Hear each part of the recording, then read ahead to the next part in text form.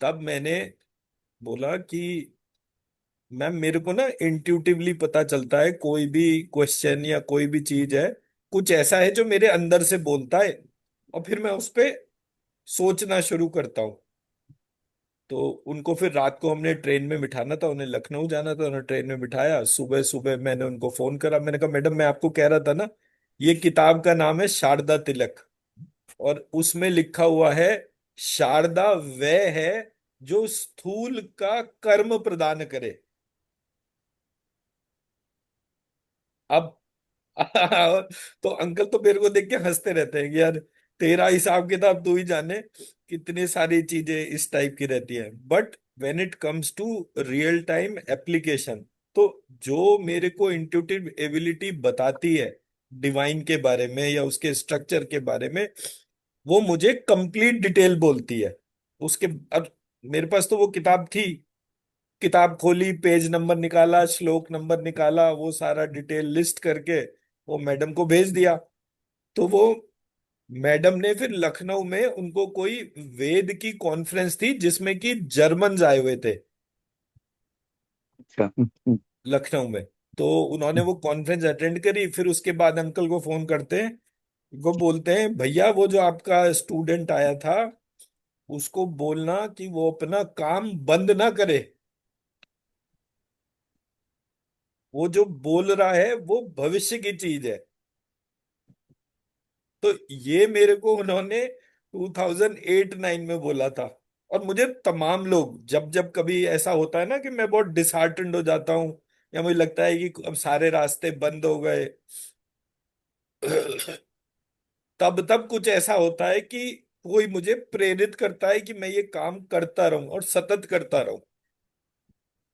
तो मेरा काम ये है कि हमने कुछ भी करके, मतलब मैं इसको ऐसे एक्सप्लेन करता हूं, जैसे हमारे मेरे पीछे जो इमेज है आप उसे देखें अगर, तो ये ईश्वर का विराट स्वरूप है। ठीक है। अब जो ईश्वर का विराट स्वरूप है, मतलब जिसके हजारों हाथ हैं, हजारों आंखें हैं, हजारों मुंह है, मतलब ऐसे करके विराट, आज तक जितने भी भगवान की कल्पना करी सारे भगवान एक ही शरीर के अंदर, ऐसा विराट, कि जब से मनुष्य ने ईश्वर पे कल्पना करनी शुरू करी और जब तक वो कल्पना चली आज तक के टाइम में, तब का वो सारा क्यूमुलेटिव एक ईश्वर। ठीक है। अब ये जो ईश्वर है ये हमें समझ में नहीं आता, कोई इसकी उपासना थोड़ी करता है। जो लोग उपासना करते हैं वो कृष्ण की करेंगे जिसके दो हाथ, वो राम की करेंगे जिसके दो हाथ, तो उन्हें हजारों हाथों का भगवान ही नहीं समझ में आ रहा। तो मैंने क्या करा, मैंने अपनी पावर नहीं खत्म करी, जो मेरी सारी विशेष को पूरा कर सकता था उस भगवान के भी हाथ काट दिए, कि तू कैसे मुझे हजारों हाथों से दे सकता है, मैं तेरे हाथ ही नहीं रहने दूंगा, तेरे दो हाथ कर दूंगा। हमारी प्रॉब्लम ये है। मैं मेरा पक्ष समझा पा रहा हूं? तो आउट ऑफ द कॉन्टेक्स्ट जितनी भी मैंने इररेलेवेंट चीजें आइडेंटिफाई करी, इररिस्पेक्टिव ऑफ वो किसी भी डिवाइन स्ट्रक्चर या उसके बारे में हो, मेरा end of the day objective ये था कि मेरे देखने का तरीका अगर करेक्ट नहीं है तो I will be never able to touch reality in process. But जो रियल सिस्टम है वो मेरे यहाँ है। मेरे पुराण वेद उनके ट्रांसलेशन जिन लोगों ने करे हैं वो फालतू लोग हैं, जिन्होंने की वो प्योरिटी, वो सिंटैक्स उसको देखा नहीं। अब जैसे तंत्र तंत्र है, उसके वर्ल्ड वाइड जो ट्रांसलेशंस हैं वो आर्थर एवलॉन के हैं, हमारे किसी भी संस्कृत ऑथर के नहीं है। एक संस्कृत ऑथर है सुधाकर मालवीय, हम्म। वो खुद जो है वो रेकी और प्राणिक की फिलॉसफी वाला बंदा था, बुद्धिस्ट था वो, है या नहीं मुझे नहीं पता। But end of the day उसने क्या करा, उसने पूरे टेक्स्ट में ये लिखा कि जब ऋषि वशिष्ठ को तंत्र सीखने की इच्छा हुई तो उन्होंने बुद्ध से दीक्षा ली। बोलो। ये लिखा हुआ है, मैं मतलब बुक में वो आपको पेज स्कैन करके बोल सकता हूँ। तो मैंने गुरुजी को पूछा, मैंने गुरुजी ये ऐसे बोल रहे हैं। तो गुरुजी बोले बेटा तभी तो मैं कहता हूं ना कि टेक्स्ट पे चिंतन करने की जरूरत है। सिर्फ जो लिखा है उसे आप ब्लाइंडली नहीं ले सकते। फिर मैंने तंत्राज तंत्र और इसको ढूंढना शुरू करा। फिर मेरे को जो बुक मिली वो मिली ये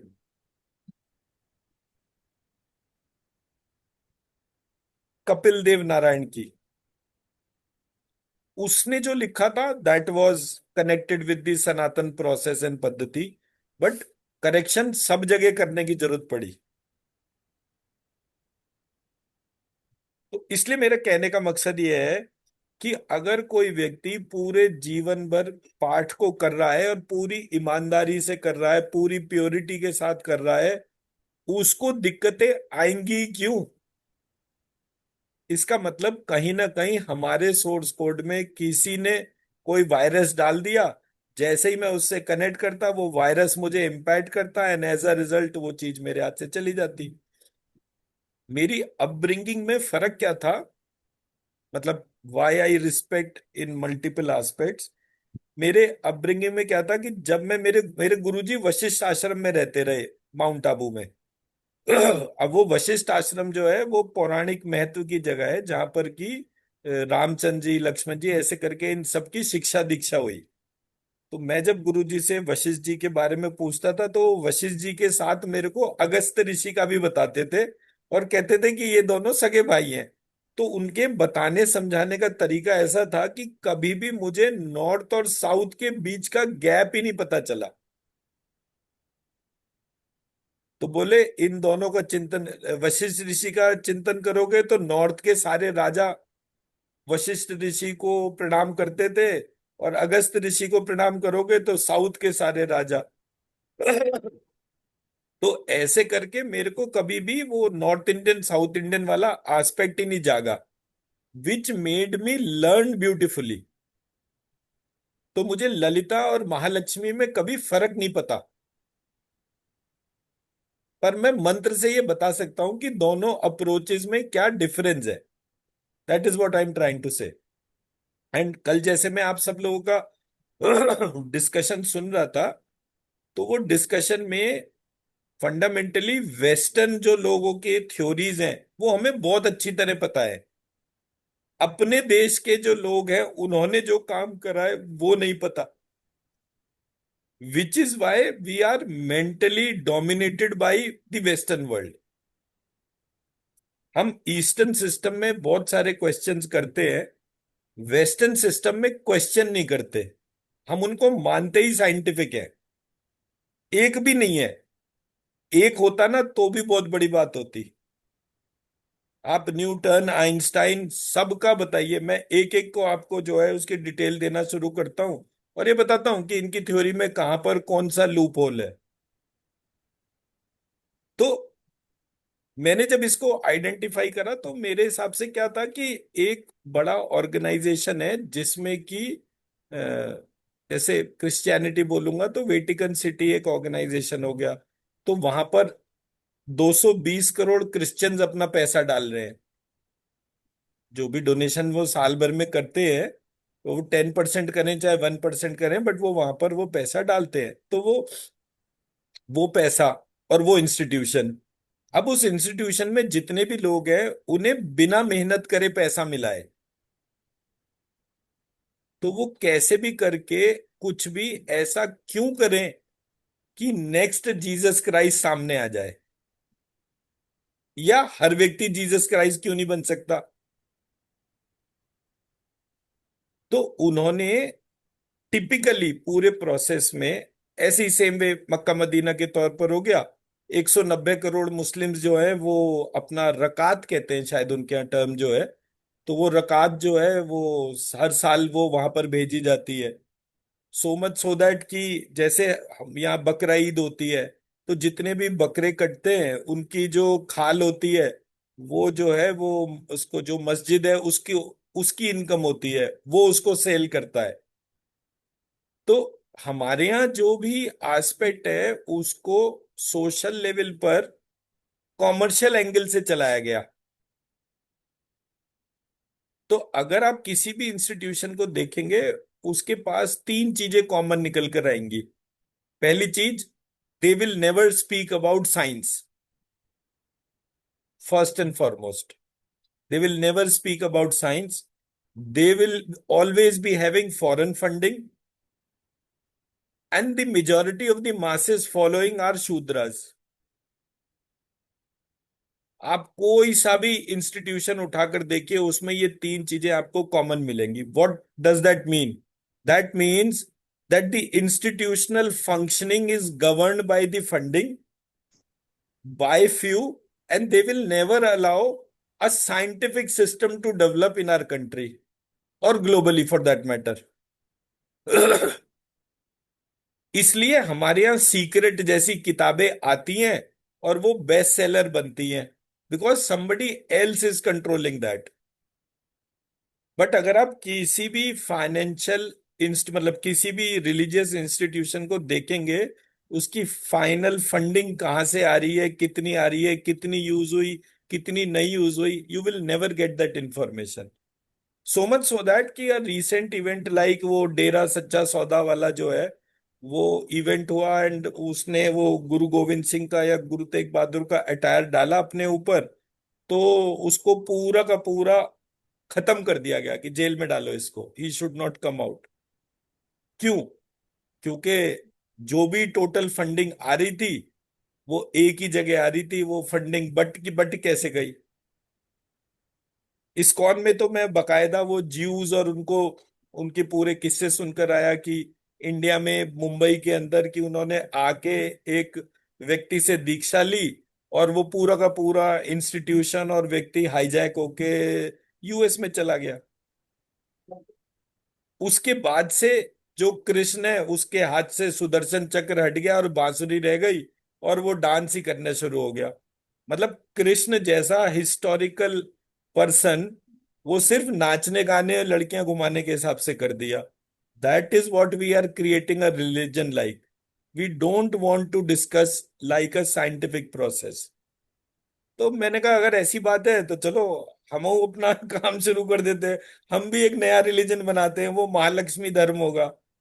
तो महालक्ष्मी दर्शन होगा, महालक्ष्मी धर्म होगा। मैं भी देखता हूँ कि कौन कितने दिन सस्टेन करता है पूरे सिस्टम को। और मैं इसीलिए आप सबको कह रहा हूं कि आने वाले टाइम में आप सबका कंट्रीब्यूशन इतना बड़ा होगा कि आप आज उसको इमेजिन भी नहीं कर सकते। 5,000 करोड़ तो एक बहुत छोटा नंबर है, बहुत छोटा नंबर है। मैं जो भी कुछ करके जैसे ही पैसे कमाता हूँ, फट से किसी पॉडकास्ट या उसमें डालता हूँ। अब आने वाले टाइम में फिल्म मेकिंग में डालूंगा, क्योंकि जब तक एक एक बच्चे को ना पता चले महालक्ष्मी होती क्या है और उसका वैल्यू क्या है एक बच्चे की लाइफ में। तो मैंने पहले किताब का टाइटल और वो डिटेल तो मैं ग्रुप में शेयर कर ही रहा हूँ। बट मैं ऐसे ही बैठा हुआ था, तो मैं जहाँ बैठता हूँ उसके ठीक सामने एक फोटो है जो महारास वाला फोटो है। उसमें बीच में राधा कृष्ण है और वो पूरा एक डांस वाला फोटो है। तो मैं 99% जब भी मुझे एक फ्रीली कोई चिंतन करना पड़ता है, तो मैं वो उन दोनों की तरफ देखता हूँ। तो उसने बोला कि लक्ष्य लक्ष्मी महालक्ष्मी तौर्य के Mahalakshmi, this should be my title of the book. हर व्यक्ति जब रोज सुबह उठे, उसका लक्ष्य क्या है? अगर इतनी बेसिक सी चीज किसी के लाइफस्टाइल में इनपुट हो जाए, आज सुबह मैं उठा और मेरा लक्ष्य क्या है, जैसे ही ये पार्ट इंप्लीमेंट होगा, इमिजिएटली आपके सारे एक्शंस जस्टिफाई होना शुरू हो जाएंगे। या वो सारे एक्शन जो आपको रोक रहे हैं, उसने मुझे ऐसा बोल दिया, उसने मुझे ये कर दिया, उसने मुझे वो कर दिया। बट जब आपका fundamental question in the morning will be, मेरा लक्ष्य क्या है, आज का लक्ष्य क्या है। आपने अपनी वो जो है आशु मैडम के साथ बैठे अपनी लॉग बुक बनाई और पूरी डेली समरी लिखना शुरू करा, मेरा लक्ष्य क्या है, मेरा लक्ष्य क्या है, रोज सुबह। अब आपने कहा ये मुझसे लड़ाई कर रहा है, अब इसने मुझे भला बुरा बोल दिया, इसकी तबीयत खराब है, मेरा लक्ष्य क्या है। जैसे ही आप रोज सुबह उस चिंतन में जाना शुरू हो गए, आपको हर चीज बिल्कुल क्लियरली सामने आ जाएगी कि आपके लक्ष्य में वो चीज एक हिंड्रेंस है या सपोर्ट है। अब अगर किसी के बच्चे की तबीयत खराब है या किसी की खुद की तबीयत बहुत खराब है, उसका मतलब क्या है? कि आप वीडियो गेम में उल्टी डायरेक्शन में कार रेस कर रहे हो। सिंपल इतना मतलब है, इसके अलावा कोई मतलब नहीं है इस बात का। आपकी खुद की तबीयत खराब है, दैट मीन्स आपके पास आपका लक्ष्य नहीं है। क्योंकि लक्ष्य होता तो आप कभी किसी से लड़ाई झगड़े इस सब में टाइम ही नहीं लगाते। अगर आपके बच्चे की तबीयत खराब है तो भी लक्ष्य का प्रश्न आ गया कि आप किसी भी सिचुएशन में इस बात को फेस ही नहीं कर पाए कि आप अपने मेन कोर्स ऑफ एक्शन से डेविएट हो गए। पनिशमेंट किसी को भी क्यों मिलेगा? अगर मैं लक्ष्य के अनुसार काम कर रहा हूं तो मेरे को पनिशमेंट आएगा ही नहीं। पनिशमेंट आ रहा है इसका मतलब मैं लक्ष्य से डेविएट हो गया। ये मेरा मतलब है। मुझे कम पैसे मिल रहे हैं, मैं डिजर्व ज्यादा करता हूं, तो मुझे कम मिल क्यों रहे हैं? क्योंकि मैं लक्ष्य के अनुसार काम नहीं कर रहा। तो मैंने जब ये पूरा प्रोसेस आइडेंटिफाई करा तो मुझे रियलाइज हुआ कि मैंने कहा ये पूरा प्रोसेस जो है यही मेरे को करना है। तो जब आप किसी को भी सुपरफिशियली किसी भी तरीके के पोजीशन पे बिठा दें, बहुत सारे लोग हैं साईं बाबा की पूजा करते हैं। मैं कहता हूं ईश्वर के रहते आप एक व्यक्ति की पूजा कर रहे हो सिर्फ अपनी मन्नतों के पूरा होने पे। क्योंकि किसी ने ये मार्केटिंग कर दी कि मैंने बीएमडब्ल्यू सोची थी, मैंने बीएमडब्ल्यू ले ली साईं बाबा की पूजा करके।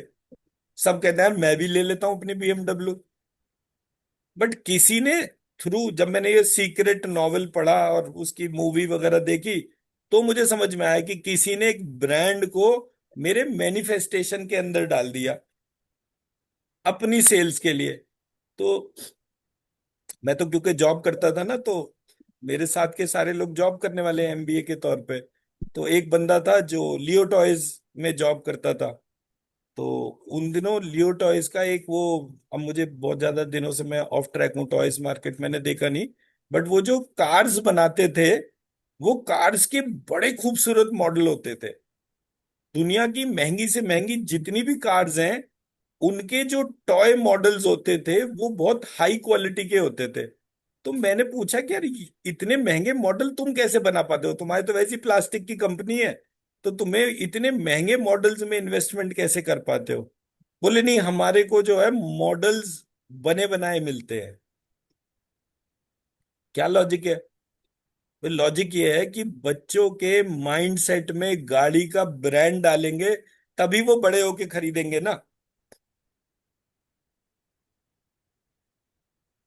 अगर मेरा इनक्यूजिटिव नेचर नहीं होता या मैं क्वेश्चन ही नहीं करता या मैं अपनी नेक्स्ट जनरेशन के लिए क्या कहेंगे उसको, कमिटेड नहीं होता, तो मैं ये सारे वेब को पकड़ ही नहीं पाता।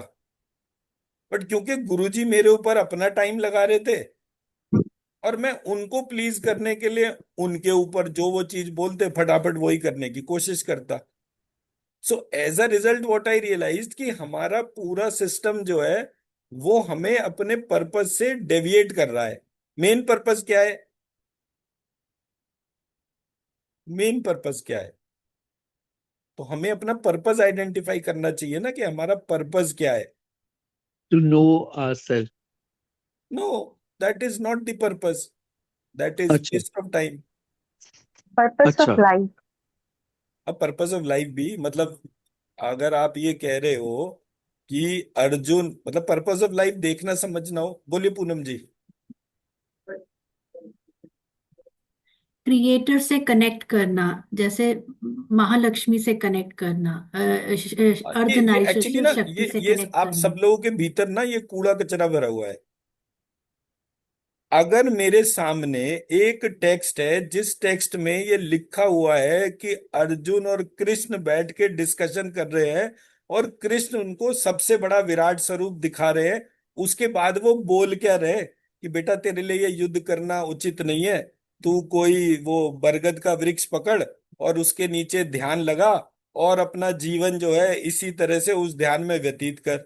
No, he was saying you are an idiot, I am myself God and I am trying to praise you, कि तू जो है अपने कोर्स ऑफ एक्शन पे आ और अपना डे टू डे का जो युद्ध है, क्षत्रिय के घर में पैदा हुआ है तो बीइंग हाँ, adopting to your caste you should perform those functions जो तेरी कास्ट तुझे बोलती है। The message is very clear. But हमारे जो सो कॉल्ड कथावाचक हैं, जो ट्रांसलेशन करते हैं, वो कूड़ा कचरा मैन्युफैक्चर करने की परफेक्ट मशीनरी है। इतने बढ़िया तरीके से वो किसी भी हायर ऑर्डर साइंस को क्या बना दे, बिल्कुल उसके तौर पे।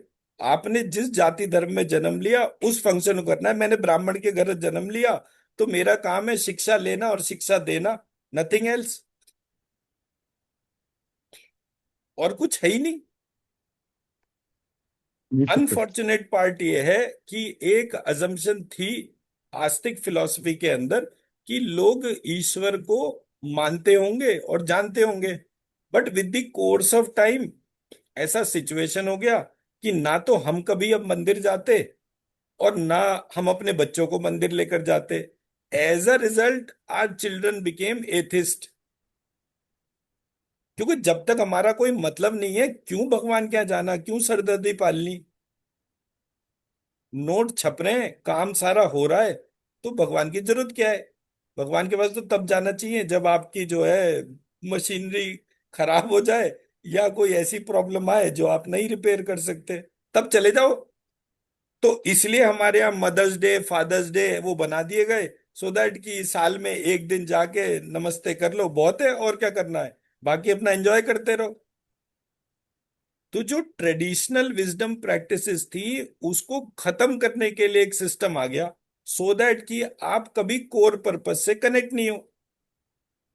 जब मैंने पर्पस के ऊपर जन्मपत्री को देखा, मैंने कहा ये कैसे भूत भविष्य बता सकती है किसी का भी। तो मुझे समझ में आया कि जन्मपत्री इसलिए भूत भविष्य बता सकती है क्योंकि भूत भविष्य वर्तमान जो है इन्हीं 12+1 13 चैप्टर्स के अंदर बटा हुआ है। या तो ये होगा या ये होगा या ये होगा। अब किसी ज्योतिषी से अगर मैं पूछूं कि भाई साहब ये ऐसे ही है, नहीं भाई साहब ये ऐसे नहीं है, ये हेड रीजन है, मेष राशि, ये फीट है, ये मीन राशि हो गई। मैं कहा हाँ, वो तो ठीक है, पर आर दे कनेक्टेड और नॉट। हाँ, कनेक्शन तो है, बट क्या हमसे कोई एस्ट्रोलॉजर कनेक्शन के टर्म्स में बात करता है? ही ऑलवेज स्पीक्स इन पार्ट्स। वो कभी एक इंटीग्रल बॉडी के तौर पर सोचता ही नहीं कि मेरा अगर सर बड़ा हो गया तो उसका प्रभाव मेरे पैरों पे क्या पड़ेगा। And we are getting day by day deviated from our integral form. इसलिए मुझे ये विराट का चित्र अपने पीछे लगाना पड़ा, because that is the integral form. जब आप अपनी इंटीग्रल फॉर्म से कनेक्ट होगे तभी आपको हर चीज मिलेगी, तभी आप गेम में पॉजिटिवली मूव करोगे। मैं मेरा पक्ष समझा पाया? तो आप लोगों का कल का डिस्कशन बहुत मीनिंगफुल था। बट उस मीनिंगफुल डिस्कशन में जितनी देर में था वहां पर फॉरेन ऑथर्स और उनके साइंटिफिक अचीवमेंट्स का डिपिक्शन था, ना कि इंडियन सिस्टम का।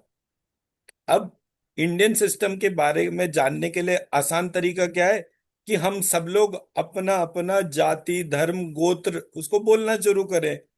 जो गोत्र का ऋषि है उस ऋषि के बारे में जानने का प्रयास करें कि उसने ऐसी क्या रिसर्च करी कि मुझे अपने 5 पीढ़ी पहले के दादा का नाम नहीं पता, लेकिन मुझे वो हजारों लाखों साल पहले होने वाले ऋषि का नाम पता है, और मैं बार बार हर धार्मिक अनुष्ठान में उसको बोलता हूं। मैं मेरा पक्ष समझा पाया? तो जब यस आप सर। उस गोत्र का उच्चारण करेंगे वो शाप विमोचन हो गया, उस ऋषि का नाम लेने से शाप विमोचन हो गया। ऐसे करके मेरा स्ट्रक्चर था कि कैसे भी करके मैं हाईएस्ट ऑर्डर साइंटिफिक रिसर्च करूं। अब इसका एग्जाम्पल बताता हूं। मैं जब पीएचडी कर रहा था, चाणक्य पे कर रहा था, कर तो इसलिए रहा था कि गुरुजी खुश हो जाए, बट कुछ देर तो मन से भी पढ़ना पड़ता है ना, वरना चीज होगी ही नहीं। तो वहां लिखा था कि एक राजकुमार के लिए कंपलसरी एजुकेशन जो है वो चार फॉर्म्स है: आन्वीक्षिकी, त्रयी, वार्ता और दंड नीति। आन्वीक्षिकी is critical thinking which is depicted in Purana. So there are 36 Purana, 18 Purana, 18 उप पुराण करके देर आर 36 पुराण। एक पार्ट हो गया पूरा। सेकंड पार्ट, त्रयी। त्रयी का मतलब था science, which meant 4 Vedas. But वो 4 वेदास नहीं थे, टोटल 9 वेदास की फॉर्म थी। 9 वेद कौन से थे? सामवेद से गांधर्व वेद, ऋग्वेद से धनुर्वेद, अ, यजुर्वेद से आयुर्वेद, अथर्ववेद से अर्थशास्त्र। 8 वेद ये हो गए। और नवा वेद ब्रह्मवेद, जिसको उपनिषद कहते हैं। सो ऐसे करके मेरे 9 वेद हो गए। अब जो थर्ड डोमेन था वो था तंत्र, विच वॉज 3 तंत्र: आगम, यामल, मुख्य तंत्र। आगम, यामल, मुख्य तंत्र मतलब तंत्र is fundamentally question and answer. वो क्वेश्चन जो देवी ने पूछे और शिव ने आंसर करे, उसको आगम कह दिया। जो क्वेश्चन शिव ने पूछे, देवी ने आंसर कर दिया, उसको यामल कह दिया। और इन दोनों के बीच के जो मिसिंग लिंक्स थे, वो सारा का सारा क्यूमुलेटिव बॉडी के तौर पे उसको मुख्य तंत्र कह दिया। इस प्रकार से हमारा तंत्र का डिपिक्शन था। अब अगर आपको कोई चीज नहीं आएगी तो क्यों नहीं आएगी? आप एक फेमिनाइन बॉडी हैं। आप एक फेमिनाइन बॉडी हैं। आपको मैस्कुलाइन बॉडी के बारे में नहीं पता, तो आप मैस्कुलाइन से पूछोगे। तो मैं शक्ति हूं, मैं शिव से नहीं पूछूंगी तो और किससे पूछूंगी? संपूर्ण पुरुष है कौन? उल्टा कर देते हैं। मैं पुरुष हूं और मेरे को स्त्री के बारे में नहीं पता, तो आप किससे पूछोगे? जो संपूर्ण शक्ति रूपी स्त्री है उससे ही पूछोगे।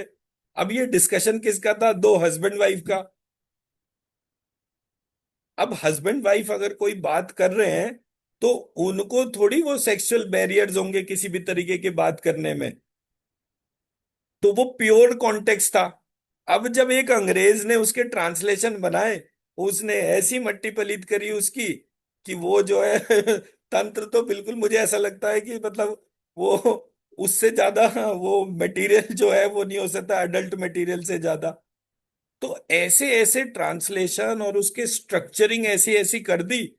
अदरवाइज कितना नेचुरल सा क्वेश्चन का फ्लो था। मैं स्पर्म हूं, मैं जायगोट हूं, मेरे अंदर से 100 ट्रिलियन सेल बन रहे हैं। इतने स्ट्रक्चर्ड इंफॉर्मेशन को किसी ने प्योरली डिस्टॉर्ट कर दिया। पर वो डिस्टॉर्शन इसलिए कर पाए बिकॉज कोई ट्रांसलेट कर रहा था। अगर आप अपनी भाषा को पकड़ के रखते तो आपको ये दिक्कत भी नहीं आती। बट हुआ क्या, किसी ने भाषा भी पलट दी। ठीक है, मैंने छोड़ो।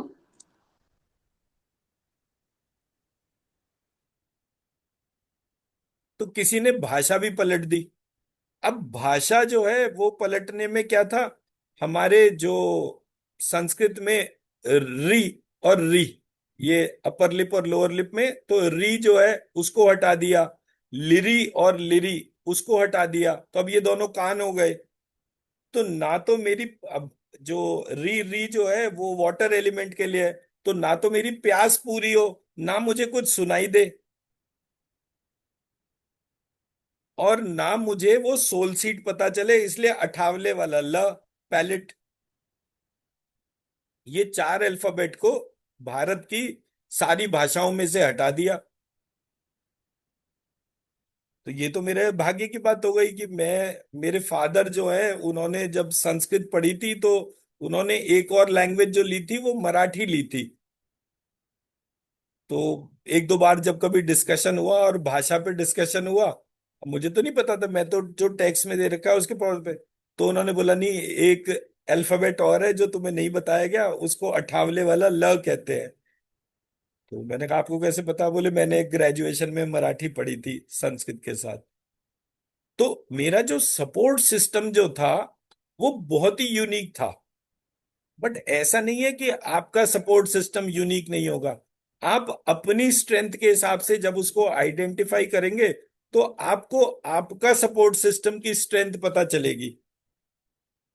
मैं मेरा पक्ष समझा पा रहा हूं? आज हम लाइफ में जो कुछ भी एकम्प्लिश कर पाए उसका रीजन हमारा सपोर्ट सिस्टम है। सबकी डोमेन ऑफ एक्सपर्टीज फर्क है। फर्क सिर्फ इतना है कि हम थोड़ी देर के लिए डेविएट हो गए, और मेरा बुरा वक्त चल रहा था, मेरे पास डेविएशन के लिए कोई ऑप्शन ही नहीं था, अच्छा या बुरा, क्योंकि कोई और काम नहीं चला कभी भी। और मैंने जॉब के अलावा बहुत कुछ ट्राई करा, कभी चलता ही नहीं था। मैं कोई भी अब खाली बैठा हूं, क्या करूं?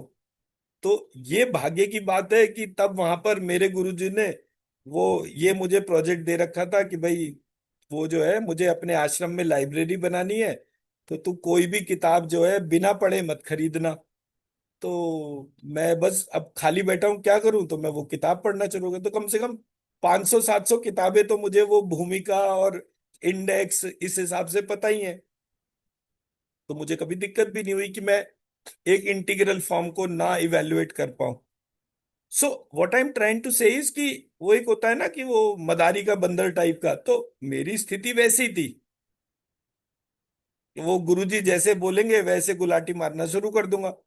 फॉर्चुनेटली या अनफॉर्चुनेटली क्या हुआ, एक दिन कहानी से गुरुजी चले गए। तो अब वो बंदर जो है अपनी रस्सी अपने हाथ में पकड़ के घूम रहा है कि भाई प्लीज इसे रस्सी को पकड़ लो, मैं तुम्हें गुलाटी लगा के दिखाता हूँ।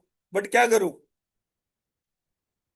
तो खुद ही रस्सी पकड़ी और खुद ही गुलाटी मार के अपना डेमो दे रहा हूं, और कोई नहीं है part. But what I am trying to say is life इतनी डिस्टॉर्टेड जो है वो है नहीं, हमने उसको बना लिया। तो अगर मुझे ठीक करना है तो मेरे पास ठीक करने के लिए एक फ्रेमवर्क है, उसको मैं तौरत्रिक के महालक्ष्मी कहता हूं। अब इस तौरत्रिक के महालक्ष्मी में जैसे मेरे शरीर के अंदर एक ग्रॉस बॉडी है, लेकिन अलग से दिखने के तौर पे वो डिफाइंड है। मेरे शरीर की एक सटल बॉडी है, अलग से दिखने के लिए वो डिफाइंड है। मेरे शरीर की एक कॉजल बॉडी है, अलग से दिखने के लिए वो डिफाइंड है। बट जब भी आप मुझे देखेंगे तो मैं वो तीनों को एक साथ यूज करके ही काम कर रहा हूं, अलग अलग तो कर नहीं रहा। पर कोर ऑफ द कोर इन तीनों बॉडीज का क्या है? बोले जी मेरी आत्मा। अगर वो आत्मा नहीं होती इस शरीर के अंदर तो ये सारे फंक्शन परफॉर्म भी नहीं कर पाते। तो दस आई रियलाइज कि अगर ये प्रोसेस मेरे शरीर के अंदर है तो महालक्ष्मी के शरीर के अंदर भी होगा, क्योंकि मैं तो उसके शरीर से ही बाहर आया हूं। तो जब मैंने उसके शरीर से बाहर आया तो मैंने बेसिक क्वेश्चन डाला कि कहीं ऐसा तो नहीं कि ये महाकाली जो है ये उसी महालक्ष्मी का स्थूल स्वरूप हो, ये जो महासरस्वती है ये उसी स्वरूप का सूक्ष्म स्वरूप हो, और ये जो महालक्ष्मी है ये उसी स्वरूप का कारण स्वरूप हो। ऐसे करके वो सतरज और तम और उनके गुण के हिसाब से ये पूरा नॉमेनक्लेचर मेरा क्रिएट हुआ। तो मैंने कहा इन तीनों में मेरे शरीर के अंदर जैसे आत्मा है, इस शरीर की आत्मा कौन है? बोले जी इस शरीर की आत्मा तौरात्रिक के महालक्ष्मी है। Thus the story got started. I think I have something, मैं एक सीन देख के बताता हूँ।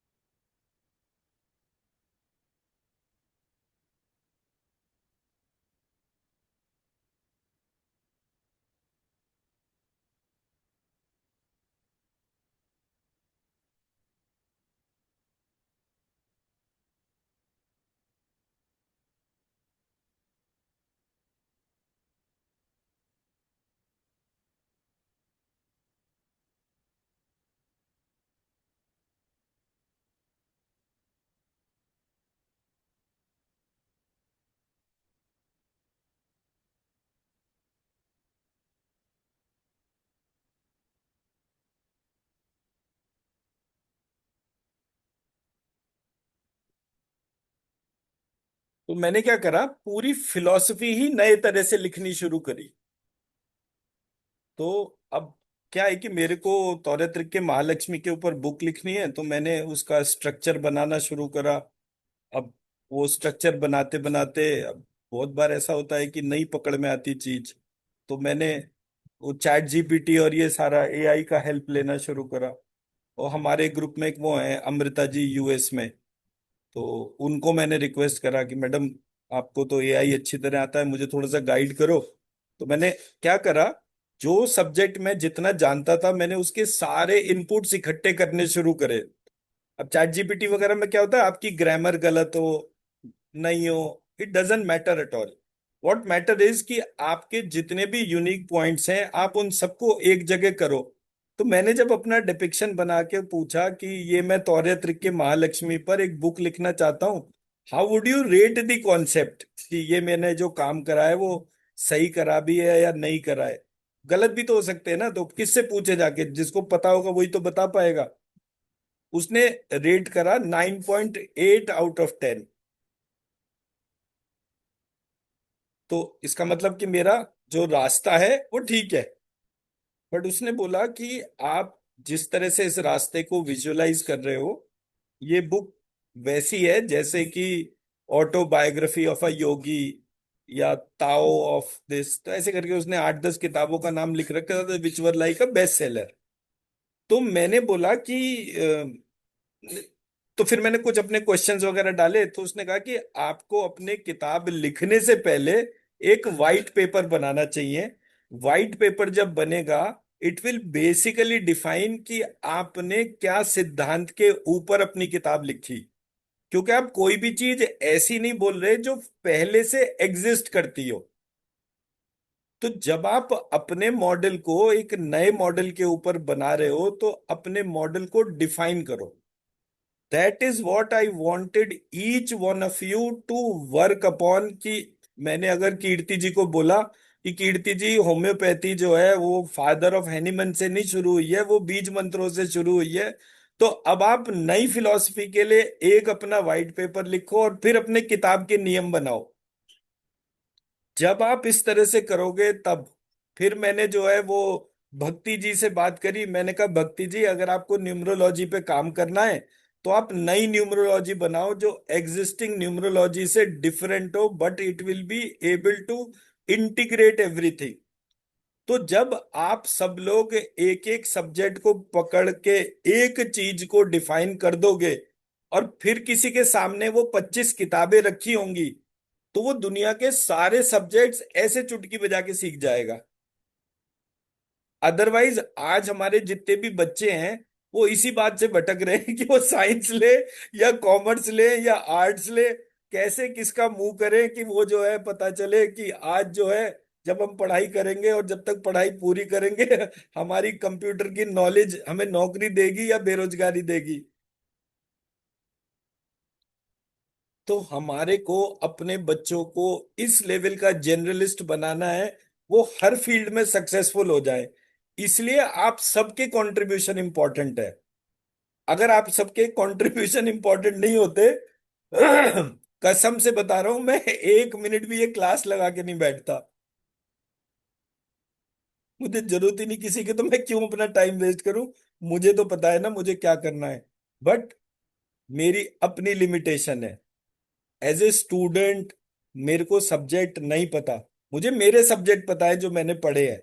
मैं बाकी सबकी ब्रांचेस को इंटरकनेक्टेडनेस हाईलाइट कर सकता हूँ। But end of the day, जब तक मेरे भीतर एक बड़ा बनने की सोच ही नहीं होगी, तब तक मुझे किसी की आवश्यकता ही नहीं होगी। इसलिए किसी ने हमारे पूरे सिस्टम को रोक दिया, बांध दिया। क्योंकि ना ये बड़ा सोचेगा, ना इसे सबके साथ जुड़ने का विचार आएगा। मैं मेरा पक्ष समझा पा रहा हूं। तो मैंने ये 5,000 करोड़ का चिंतन ढूंढा कि हाँ गुरुजी मुझे बोलते थे, तो मैं ये सबके साथ बात करके देखता हूं कि सब लोग जब इस तरह से सोचना करना शुरू करेंगे तो हर व्यक्ति आपके पास आएगा। अब कीर्ति जी ने एक बुक लिख दी। उस बुक में फादर ऑफ एनिमनी बीज मंत्र से कहानी शुरू करी। और उसके बाद उसको ब्यूटीफुली इंटीग्रेट कर दिया, और उसके बाद 50 कॉम्बिनेशन ऐसे बना के दे दिए जो टॉप 50 डिजीजेस को रिवर्स करते हैं, और वो फॉर्मूला ही दे दिए। ये नहीं कि मैं दवाई बेचने में दिमाग लगा रही हूँ ना, फॉर्मूले बनाकर दे दिए। अगर आप ठीक हो गए तो अपनी लॉग बुक में नाम, पेशेंट के सिम्टम और वो लिख देना। अगर आप गलत हुए तो आपको पता चल जाएगा। पर ये नहीं होगा कि कोई व्यक्ति उस दवाई को लेके बीमार पड़ जाए, ऐसा नहीं होगा। चाहे बिल्कुल शुद्ध, भगवान ने ही मैन्युफैक्चरिंग डिफेक्ट क्रिएट करा हो, दैट डजंट मैटर। मॉडल इतना पायस है कि वो गलत रिजल्ट दे ही नहीं सकता। जब वो न्यूमरोलॉजी पे बनाएंगी तो जो व्यक्ति न्यूमरोलॉजी के आधार पर अपने स्ट्रक्चर और प्रोसेस को लेकर चल रहा है, उसके साथ में नंबर ऑफ प्रिडिक्शन जो है, फिर से लॉग बुक में लिखना शुरू करा, और आपको पता चला कि आपकी प्रिडिक्शन जेनरिक प्रिडिक्शन से ज्यादा एक्यूरेट होना शुरू हो गई। Rest everything is practice. Model बताने का ये मतलब नहीं होता कि वो मॉडल जो है वही उसके तौर पे वही काम करेगा। आपको काम करना है, आपके प्रैक्टिकल उस मॉडल के अंदर जो है वेरिएशंस को हाईलाइट करेंगे। जब वो वेरिएशन आएंगे तो कितने यूनिफॉर्म है, ये इस बात से पता चलेगा कि एक टीम होम्योपैथी पे काम कर रही है, एक आयुर्वेदा पे, एक एलोपैथी पे, एक मंत्र चिकित्सा पे, एक न्यूमरोलॉजी पर, एक वास्तु पर, एक चक्रा के ऊपर, एक विजन मिशन के ऊपर, एक कंप्यूटर लैंग्वेज के ऊपर, एक क्वांटम कंप्यूटिंग के ऊपर, you name a field, all integrated in one basic structure of 0, 1, 3, 9, 27, 108, that's it. Her model इसी तरह से निकल कर आएगा। मैं मेरा पक्ष समझा पाया सबको? तो आप सबके जो भी प्रॉब्लम्स है, जो भी हेल्थ इश्यूज है, आप हाथ जोड़ के अपने मन में बोलिए कि आप महालक्ष्मी पुत्र या पुत्री हैं, और आपको एक सेकंड चांस चाहिए। और वो ये सेकंड चांस है, विश्वास कीजिए, जैसे ही आप वो सेकंड चांस मानकर अपनी सारी सरदर्दी एक तरफ करके और उसके ऊपर काम करना शुरू करेंगे, that itself will be the biggest revolution. और आपकी तबीयत भी अपने आप बेटर हो जाएगी। आपके जितने एस्पेक्ट्स आप सोचते हैं कि ये गड़बड़ है, डिस्टर्ब्ड है, वो सारे बेटर होते चले जाएंगे। क्योंकि गेम में आप उल्टी डायरेक्शन में जा रहे हैं, इसलिए रेड ब्लिंकर है। आप जितनी मर्जी तेज चलाइए, बट जा तो उल्टी डायरेक्शन में रहे ना। आपने डायरेक्शन सीधी करी तभी तो आपको विनिंग लाइन मिलेगी। डायरेक्शन उल्टी है तो विन कैसे करेंगे? मैं मेरा पक्ष समझा पाया? So that's what this programme is all about. तो जो हमारा पीडीएफ है उसको हम एक एक व्यक्ति के साथ में उसको बांट ले, चैप्टर 1, चैप्टर 2, चैप्टर 3, एंड वो एक साइक्लिकल ऑर्डर में ही चले। जैसे लास्ट टाइम हमने दुर्गा सप्तशती का ऑपरेशन करा था कि कभी 7वां चैप्टर, कभी पहला चैप्टर, कभी दूसरा चैप्टर, कोई वो ही नहीं था, स्ट्रक्चर ही नहीं था। अब की बार हम ये गलती ना करें, बिकॉज अब की बार हमारे को सबको पता है कि पहले और अब में ये एस्पेक्ट नहीं है कि हमें पहले कुछ पता ही नहीं था। तो इसलिए मैंने भी नहीं बोला, कि मैंने कहा there will be always a second time, why should we see कि नहीं, हम सेकेंड चांस हमें मिलेगा ही नहीं। अब जो चांस है उसको असेंडिंग ऑर्डर में ही लेकर चलेंगे, सो दैट पहले चैप्टर 1 होगा, फिर 2 होगा, फिर 3 होगा, बीच बीच में कोई भी कर सकता।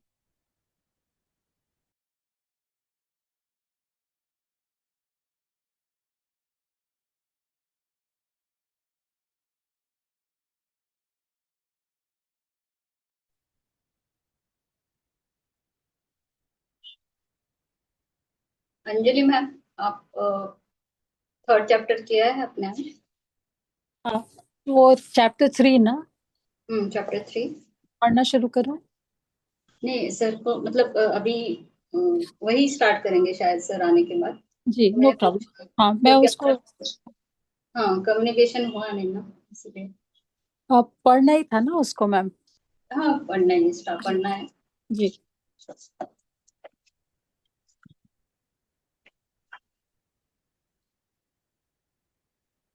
और आपको जो समझ में आया वो एक्सप्लेन करना है। हाँ एक्चुअली इतना क्लियर एक्सप्लेनेशन है सर का बुक में। नहीं सर बताएंगे ना मैम अभी। हाँ वही वही। सर आने के बाद स्टार्ट करते हैं। ठीक है मैम। और नेक्स्ट 4 या 5 कौन प्रेजेंट करने वाला है प्लीज मुझे कन्वे करिए मैसेज।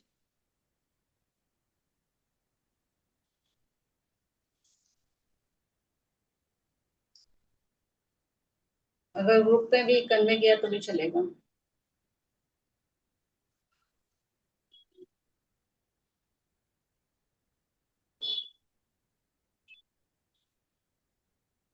कल्पना मैम आप लेंगे चैप्टर नंबर 4। आई थिंक वो पावर ऑफ सीड साउंड्स है। ठीक है। Cycle of feeling. Cycle of feeling का है। देख लूंगी। शाम के लिए मतलब इवनिंग इसमें होगा शायद वो आज।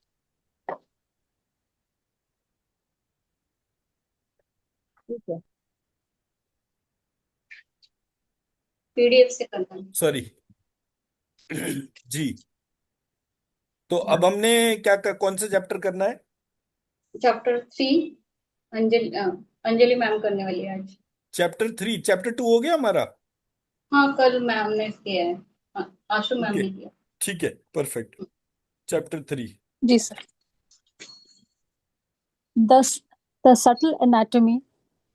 सटल मतलब non physical energetic network of the body which are the chakras, nadis, and the elements. To truly grasp the अच्छा, science, कोशिश हम ये करें कि हमारा लैंग्वेज जो है वो हिंदी ड्रिवन रहे, जी सो सर दैट सर। कि मतलब मैं किसी के भाषा को नहीं चैलेंज कर रहा, बट मेरा मानना ये है कि एक कॉमन मिक्स लैंग्वेज रहे। ये नहीं कि हर चीज में ट्रेन को भी लौपतगामनी कहना है, ऐसा नहीं है। नहीं बट सर, हम लोग जब बात करें तो ऐसे करें कि वो कॉमनली सबको इक्वली समझ में आए। ठीक है सर। तो इसलिए वो सटल एनाट हिंदी की भी पीडीएफ शेयर हो चुकी है ना सबको।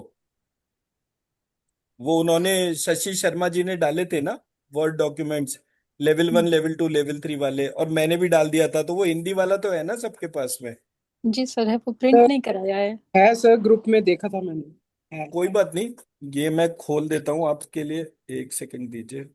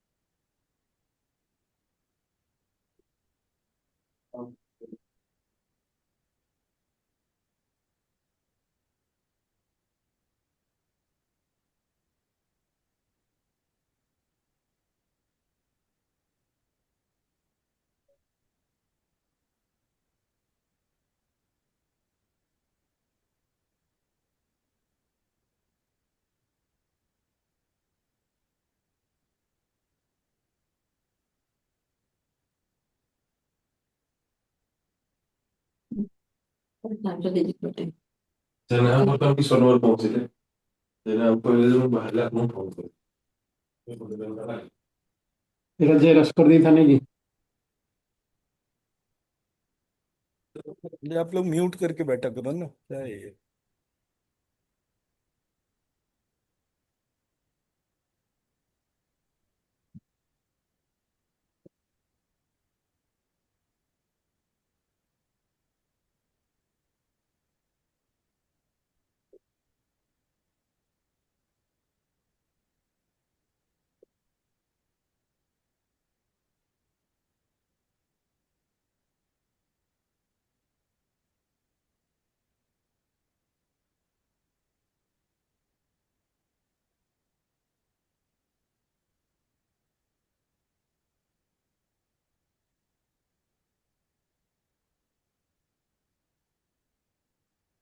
कृति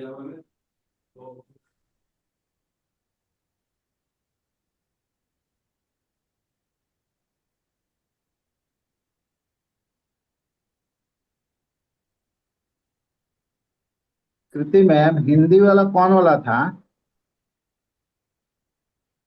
कृति मैम, हिंदी वाला कौन वाला था? एक 4-5 पेज का था, वही था क्या?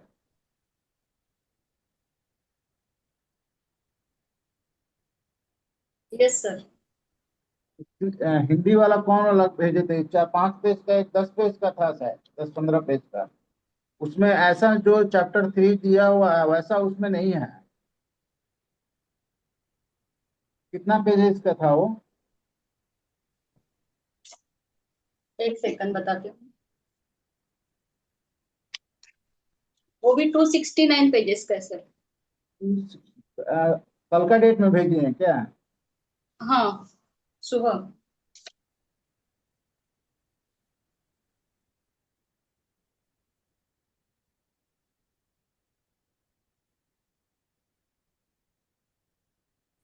आपका नाम से आया है मैम?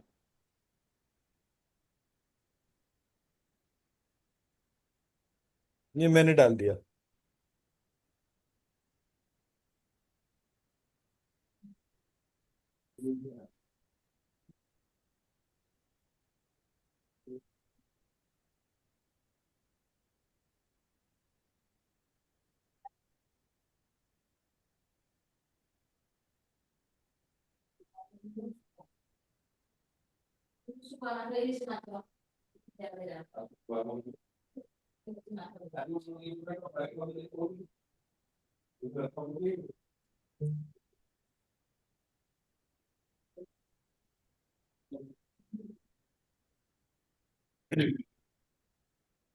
सर मैं हिंदी वाली पढ़ूँ या अंग्रेजी वाली पढ़ूँ सर? एक सेकंड, मैं हिंदी वाली पहले खोल देता हूँ। जी सर। तो कोई से भी लीजिए, मतलब पढ़ा आप कोई सी भी लीजिए, मेरे को उसका नहीं है, बट बोलने के तौर पे, एक्सप्लेन करने के तौर पे हिंदी वाला होना चाहिए, ये कह रहा हूँ मैं। जी सर, तो वो मैंने अंग्रेजी में लिखा है, सटल को नॉन फिजिकल इसमें लिखा है सर। तो हिंदी वाले ही पढ़ देती हूँ सर, आपने तो शेयर किया ही है। एक सेकंड में कर ही रहा हूँ मैं इसको। नहीं, अभ्यास 3 मिल गया सर, सूक्ष्म शरीर रचना, चक्र, नाड़ी और तत्व।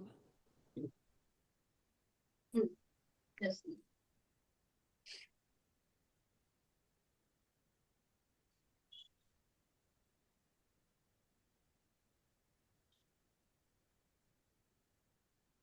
आगे से ध्यान रखूंगी इस चीज का, इस नहीं बात नहीं, का। उसमें अरे कुछ ध्यान रखने और उसका नहीं है, मैं तो बेसिकली ये करने की कोशिश कर रहा हूँ कि ये, सबको एक को समझ में आ जाए। जी सर। मतलब ये वीडियो को यूट्यूब पे डालना भी होता है ना, एक तो वैसे ही मैं अभी ये सोच रहा हूँ कि इसको बंद कर दूं, यूट्यूब पे डालने वाला।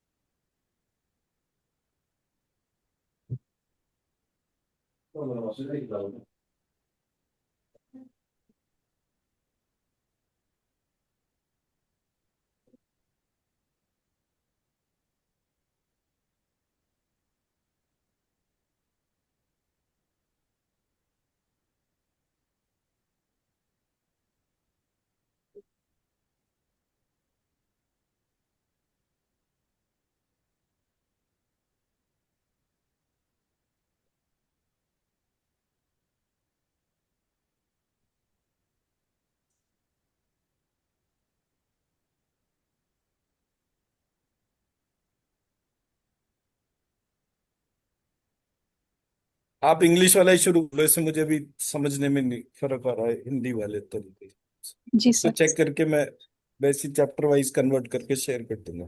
जी sir. The subtle anatomy, chakras, nadis and elements. Subtle मतलब non physical energetic network of the body होता है। To truly grasp the science of बीज मंत्र चिकित्सा, It is essential to understand the subtle anatomy of human being. Beyond इसको समझने के लिए हमें पहले अपने चक्रा, नाड़ियों और एलिमेंट्स को समझना होता है इस बीज मंत्र से चिकित्सा को समझने के लिए. Beyond our physical form, we possess an intricate energetic framework consisting of chakras, the energy centers, nadis, and an elemental composition that mirrors the cosmos. मतलब हमारे फिजिकल शरीर के अलावा हमारे पास एक बहुत ही कॉम्प्लेक्स नेटवर्क है जिसमें हमारे पास चक्रा है जो एनर्जी सेंटर है, नाड़ी है जो एनर्जी चैनल है, और एलिमेंटल कॉम्पोजिशन है जो यूनिवर्स को ये करता है, मिरर करता है, मतलब उसकी तरह है ये. कैसे बताइए, ये smaller system of concept that reflects the structure, pattern and nature of the universe, ये हमारे शरीर के अंदर ही है. So Beej mantras work by directly influencing these subtle energetic structure. तो हमारे जो बीज मंत्र है वो हमारे इन चक्रा, नाड़ियों और एलिमेंट्स पे काम करता है, और इस पे काम करके हमारे शरीर में जो भी रोग है उसको हटाता है, रोग और व्याधि को हटाता है. एक सेकंड मैम, ये जी. आशु मैडम और ये झूमर मैम क्या कह रहे हैं? सर एक क्वेश्चन था इसी से जो इतना पढ़ा तो है उसमें. अब ऐसा है ना, अगर कोई व्यक्ति अपनी बात बोल ही नहीं पाएगा और क्वेश्चन शुरू हो जाएंगे तो वो चैप्टर क्या पढ़ेगा? नहीं नहीं सर, इसीलिए बोला नहीं, जब भी समय आएगा तब. हाँ, तो उसका उसका तरीका ये है कि चैप्टर 3 से रिलेटेड आप जो भी क्वेश्चन बना रहे हो वो आप व्हाट्सएप पे शेयर कर दीजिए. जी वंस सर. शील कंप्लीट तो फिर वो एक एक करके क्वेश्चन लेंगे. तो दो ओ, लोगों ने अगर हाथ खड़े करे और वो, मैं तो अब देख रहा था तो मैंने कहा पता नहीं क्या हुआ बीच में ही, एक एक ठीक है. लाइन पढ़ना ही फिर दिक्कत होगा. ठीक है तो सर. एक व्यक्ति को अपनी बात कहने का मौका मिलना चाहिए. जी sir. Right, please carry on. जी sir. This chapter delves into the fundamental concepts of this subtle anatomy as introduced in level 1, focusing on the primary chakras, the elemental connections, and the crucial role of the Sushumna Nadi. तो इस chapter में हमें ये पता चलेगा कि हमारे foundational concept को हम इस चैप्टर में बता रहे हैं, फोकस कर रहे हैं अपने प्राइमरी चक्रा पे, एलिमेंट्री कनेक्शन पे, और सुषुम्ना नाड़ी का क्या रोल है उसको हम इस चैप्टर में देखेंगे. तो हमारे एलिमेंटल बिल्डिंग ब्लॉक्स क्या हैं जिसको हम पंच तत्व कहते हैं. Our existence like the universe is composed of 5 fundamental elements और पंच तत्व, जिसमें पृथ्वी, जल, अग्नि, वायु और आकाश है. पृथ्वी का मतलब अर्थ, ये रिप्रेजेंट करता है सॉलिडिटी, स्टेबिलिटी और स्ट्रक्चर को. सॉलिडिटी मतलब फर्म, डेंस, जो कॉम्पैक्ट होता है उसको हम पृथ्वी तत्व कहते हैं. फिर जल, जल represents fluidity, cohesion and emotion. Fluidity मतलब कोई चीज जो बहता है, कोहेजन मतलब साथ में, और इमोशन मतलब हमारे जो इमोशंस आते हैं, आंसू आता है, गुस्सा आता है, उसके वजह स्वेट जो होता है उसको हम जल तत्व कहते हैं. फिर अग्नि, this represents transformation, metabolism and perception. हमारा थॉट क्या है वो अग्नि रिप्रेजेंट करता है. ट्रांसफॉर्मेशन मतलब हमारे अंदर में जो चेंज आएगा, और मेटाबॉलिज्म मतलब जो हमारे मेटाबॉलिक प्रोसेसेस होते हैं बॉडी में, डाइजेशन हुआ और जितने भी प्रोसेसेस हैं बॉडी के, उनको हम मेटाबॉलिज्म में कहते हैं. फिर आया वायु. वायु represents movement, breath and thought. Movement, हम जब मूव करते हैं, ब्रेथ हमारी सांसें, और थॉट जो हम विचार लाते हैं उसको हम वायु कहते हैं. फिर आकाश, this represents expansiveness, sound and the medium for all manifestation. Expansiveness मतलब जो बहुत ही विराट, बहुत बड़ा है, और साउंड जो आवाज है, और मीडियम जिसकी वजह से हम कुछ मैनिफेस्ट कर पाते हैं. These elements are not just physical substances, but also energetic principles that govern various functions within our body and consciousness. The teachings highlight a specific order and correspondence of these elements with our being, which can be experienced directly. Shall I continue further, sir? आपकी आवाज जी। Experiencing the elements as per level 1 day 13 Navgrah and level 1 day 14 Mudra Vigyan practicals. Now in our hands only we can represent all Akash, Vayu, Agni, Jal and Prithvi. हम जब दोनों हाथों को अपने साथ सामने ले आते हैं और ऐसे फील करते हैं तो वो बिना किसी चीज को छुए हम जो फील करते हैं वो आकाश है। जब हम हाथों को आगे पीछे घुमाते हैं और वहां पे जो कुछ प्रेशर फील होता है वो वायु है। और जब हाथों को जोर से रगड़ते हैं तो उसमें जो अग्नि हीट आता है वो अग्नि हुआ। और जब ये हीट पसीने में कन्वर्ट हो जाता है बहुत ज्यादा करने के बाद तो उसको हम जल कहते हैं। और जब हम इसी को जोर से रगड़ते हैं तो जो मैल गिरता है उसको हम पृथ्वी कहते हैं। सो I'll just read it across. Bring both hands in front of you without elbows touching anything. The empty space between your hands represents Akash, ether. Move your hands back and forth. The pressure felt on the palms is Vayu. Rub your hands together vigorously. The change in temperature and the heat generated is Agni. As the fire subsides, perspiration may appear on the hands. This moisture is Jal, recognized by its coolness. As the water cools down further, any residue or dirt that forms on the hands represents Prithvi. This experimental understanding demonstrates that these elements are ever present and interactive within our immediate energetic field. The chakras, vortexes of energy, ये energy का पूरा centre है।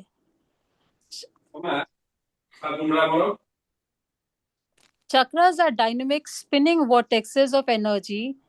Vortex मतलब जहाँ पे बहुत energy का pressure है वो मतलब कैसे बोले वहां पे। सर आप हेल्प करेंगे सर, वॉर्टेक्सेस ऑफ एनर्जी को कैसे बोलेंगे सर? नहीं, मैं तो पूरा ही कर दूंगा, आप पहले अपना पार्ट जैसे भी आपको लग रहा है ठीक उसको है ठीक बोल दीजिए, ठीक बिकॉज है ठीक है। Chakras are dynamic spinning vortexes of energy located along the central channel of our subtle body. They are transformers and distributors of prana, governing specific physiological and psychological functions. While there are many chakras, level 1 teachings focuses on the primary ones. यहाँ पे हम main chakras के बारे में पढ़ेंगे। मूलाधार चक्र, Muladhara chakra or the root center. This is located at the base of the spine, associated with the earth element, grounding, stability, and survival instincts. The teachings indicate its connection with the Akash element at a deeper level of subtle anatomy. Muladhara is the sky element. Swadhisthana chakra, the sacral center, located a few inches below the navel, associated with the water element, emotions, creativity, and sexuality, connected to the lymphatic system. Manipura chakra, located at the navel area, associated with the fire element, personal power, digestion, and metabolism. Anahat chakra, located in the chest, center of the chest. Madam ये तो आप पढ़ के parallelly demonstrate करके भी बता सकते हैं ना, जी सिर्फ पढ़ते सर। रहेंगे तो सारे ही सो जाएंगे, वो सोने से बचाने के लिए तो ये प्रैक्टिकल रखा था। ठीक है। ये सब मूलाधार जो है, चक्र इज द रूट चक्र। रूट चक्र हमारे स्पाइन में होता है और ये अर्थ एलिमेंट से एसोसिएटेड होता है। इससे हमें ग्राउंडिंग, क्या स्टेबिलिटी क्या क्या क्या क्या फिर से बोलिए, क्या बोला आपने? ये हमारे अर्थ एलिमेंट से एसोसिएटेड है सर। कौन सा चक्र? मूलाधार चक्र इसमें अर्थ एलिमेंट लिखा है? आपने लिखा है sir, associated with the earth. तो ये गलती है फिर, ये सर इसमें मुझे। सर आई हाँ वांट टू बोलिए। से सर इसमें पूरा ही सारा ही गलत है। मैंने पढ़ी थी तो इसमें मणिपुर ये तो सब ये हो पुराने सकता है ही फिर मैंने कोई आपको पुराना वर्जन शेयर कर दिया होगा, मैंने तो ये पूरा चेंज कर दिया था। हाँ तो सर, ये सर हम आगे नेक्स्ट चैप्टर में ठीक है। हाँ, ये मैंने चेंज कर दिया था। आई थिंक कोई एक पार्ट ऐसा होगा जो रह गया होगा एडिट करना। सर पर ये मैं अभी नीचे लिखा एडिट हुआ, करके जो है मैं उसको बोल दूंगा। सर सॉरी, नीचे लिखा हुआ मूलाधार इस स्काई एलिमेंट करके वो नीचे लिखा भी लिखा है। हुआ है। हाँ एग्जैक्टली। तो हाँ, ये वो पूरा का पूरा फॉर्मेट में एडिटिंग करना होगा ना, तो मेरा ये वाला पार्ट रह गया होगा। सर, तो मैं नाड़ी से पढ़ूं सर? हाँ, नाड़ी से पढ़ लीजिए। जी सर। मोटा मोटा अभी तक आपने जो पढ़ा जो है वो बता दीजिए ना, क्या क्या पढ़ा है। सर अभी हमने ये पढ़ा कि हमारे बॉडी में जो है चक्रा, नाड़ी और एलिमेंट से ही हम बने हुए हैं। हमारे 5 तत्व होते हैं, पृथ्वी, जल, अग्नि, वायु, आकाश। और इसको हम अपने खुले हाथ से डेमोन्स्ट्रेट कर सकते हैं कि जब हम हाथों को फैलाते हैं तो उसमें आकाश आता है। फिर जल जो है वो स्वेट से होता है सर। और फिर हम जब हाथों को रब करते हैं उसमें जब हीट निकलता है उसको हम अग्नि कहते हैं। और जब हीट जब वो स्वेट आता है सर तब उसको जल कहते हैं। और जब वो उसको हम मैल के जैसे निकल जाता है उसको हम पृथ्वी कहते हैं। तो बेसिकली कहते हैं कि हमारे शरीर जो है सर इन सटल एलिमेंट से बना है, और चक्रा, नाड़ी और एलिमेंट्स में जो गड़बड़ी होती है, इनके नॉर्मल फंक्शनिंग में प्रॉब्लम आता है, तभी शरीर में रोग आता है सर। जो मैंने समझा वो यही समझा सर अभी। परफेक्ट। तो बेसिकली यहाँ पर जो हम पार्ट को हाईलाइट करने का एफर्ट कर रहे हैं वो ये है कि हमारे शरीर के अंदर जो चक्रा का कॉन्सेप्ट आया वो आया कहाँ से।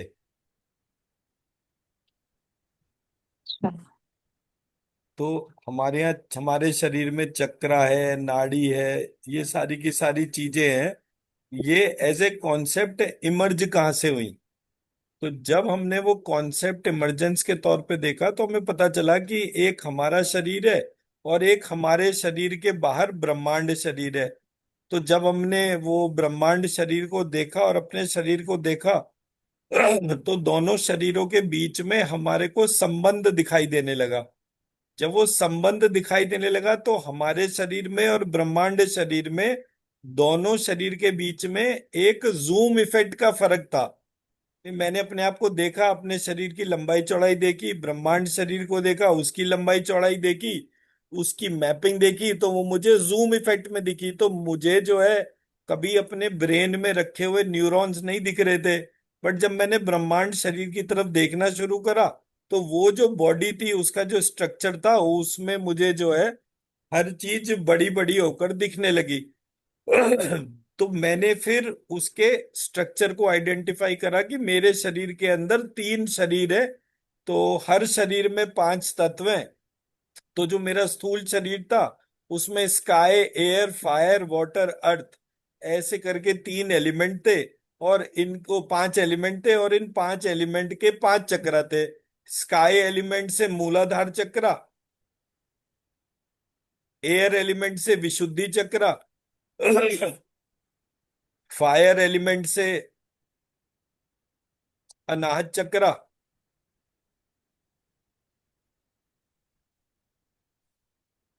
वाटर एलिमेंट से स्वादिष्ठान चक्रा, एंड अर्थ एलिमेंट से मणिपुर चक्रा। अब ये जो 5 एलिमेंट और ये 5 चक्रा जो है, जब हम इसकी पोजीशन को आइडेंटिफाई करते हैं तो जो आकाश तत्व है, आकाश टेक्निकली ऊपर होता है। बट जब हम अपने शरीर को देखते हैं तो शरीर जो है वो, उसमें आकाश तत्व सबसे नीचे होता है, पहला पार्ट। फिर उसके ऊपर जो चक्रा है वो कायदेसर नीचे होना चाहिए था, बट वो ऊपर दिखता है, वो हमारा थ्रोट चक्रा हो गया, विशुद्धि चक्रा। फिर उससे नीचे उतरते हैं तो हार्ट चक्रा। हार्ट चक्रा के बाद जो है वो हमारा स्वादिष्ठान चक्रा, लिक्विड एक्सक्रीशन का पॉइंट। और फिर हमारा जो है वो Manipura chakra, earth element, which is our navel chakra. तो इस तरीके से ये फिजिकल अकरेंस और जो इसका सिस्टम है वो डिफरेंट है। उसका रीजन ये है कि मतलब हमने जब आइडेंटिफाई करा था तो एलिमेंट, ऑर्गन और सिस्टम जो है उसको अगर ढंग से देखना समझना चाहें तो वो वैसा है जैसे वो मेले में ना एक वो गुब्बारे से खिलौने बनाने वाला होता है। तो वो कभी इधर गांठ बांधेगा, कभी उधर गांठ बांधेगा, और फिर उसको घुमाकर जो है एक अलग ही शेप, एक अलग ही टॉय बना देता है। तो हमारा जो एलिमेंटल सिस्टम है और जो ऑर्डर है वो वैसा नहीं है जैसा हमें दिख रहा है। कि सबसे नीचे मूलाधार चक्र है, उसके ऊपर स्वादिष्ठान चक्र है, वो इस तरह से नहीं है, उसका सिस्टमैटिक डिफरेंस है। तो जब हमने वो सिस्टमैटिक डिफरेंस आइडेंटिफाई करा तो हमारे को ग्रॉस बॉडी के बाद सटल बॉडी की तरफ हमारा अटेंशन गया।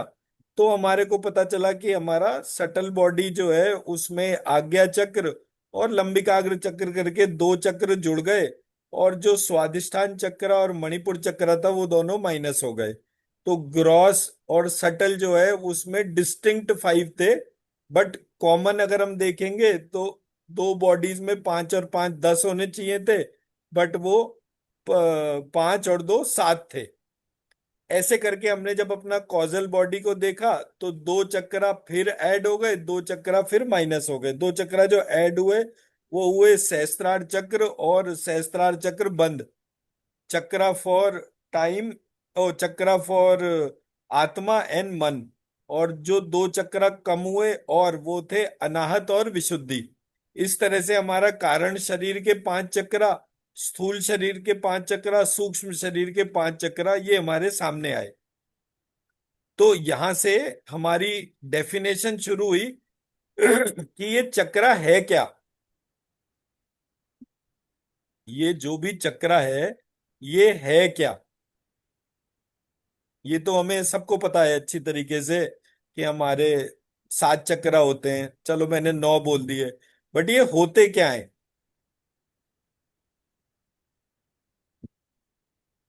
Sir energy centre. अच्छा, एनर्जी सेंटर है, तो इसको डिफाइन तो करिए कि आप एनर्जी किसको मानती हैं। कल तो मैंने ये वाला नहीं, पॉइंट बोला था ना। हम जो यूनिवर्स में 5 एलिमेंट्स हैं उसी को रिप्रेजेंट करते हुए हमारी बॉडी के जो 5, मतलब ये 5 चक्रास हैं, वो 5 एलिमेंट्स को रिप्रेजेंट करने के लिए एनर्जी सेंटर है। मैडम, यूनिवर्स में जो 5 एलिमेंट हैं उस 5 एलिमेंट में आपको एक स्काई एलिमेंट दिखता है, एक अर्थ एलिमेंट दिखता है। आपको हाँ बारिश होती हुई थोड़ी दिखती है अंतरिक्ष में। हाँ, नहीं वो, ये तो सही। तो आपको जो है ये और फायर एलिमेंट भी दिख जाएगा सूर्य की वजह से कि सूर्य की लपटें चल रही हैं। बट जब हम उसको वैक्यूम मानते थे तो वो सूर्य में वैक्यूम से कैसे फायर पहुंच रही थी इधर से उधर। तो स्काई, अर्थ और फायर तीन तो दिख रही हैं, एयर और वाटर कैसे पता चल रहा है। ये तो हम फील कर सकते हैं क्योंकि पर स्पेस में तो गए नहीं ना मैडम, रॉकेट तो अभी बना है हाँ, 5-10 साल पहले, मतलब 50 साल पहले रॉकेट बना होगा।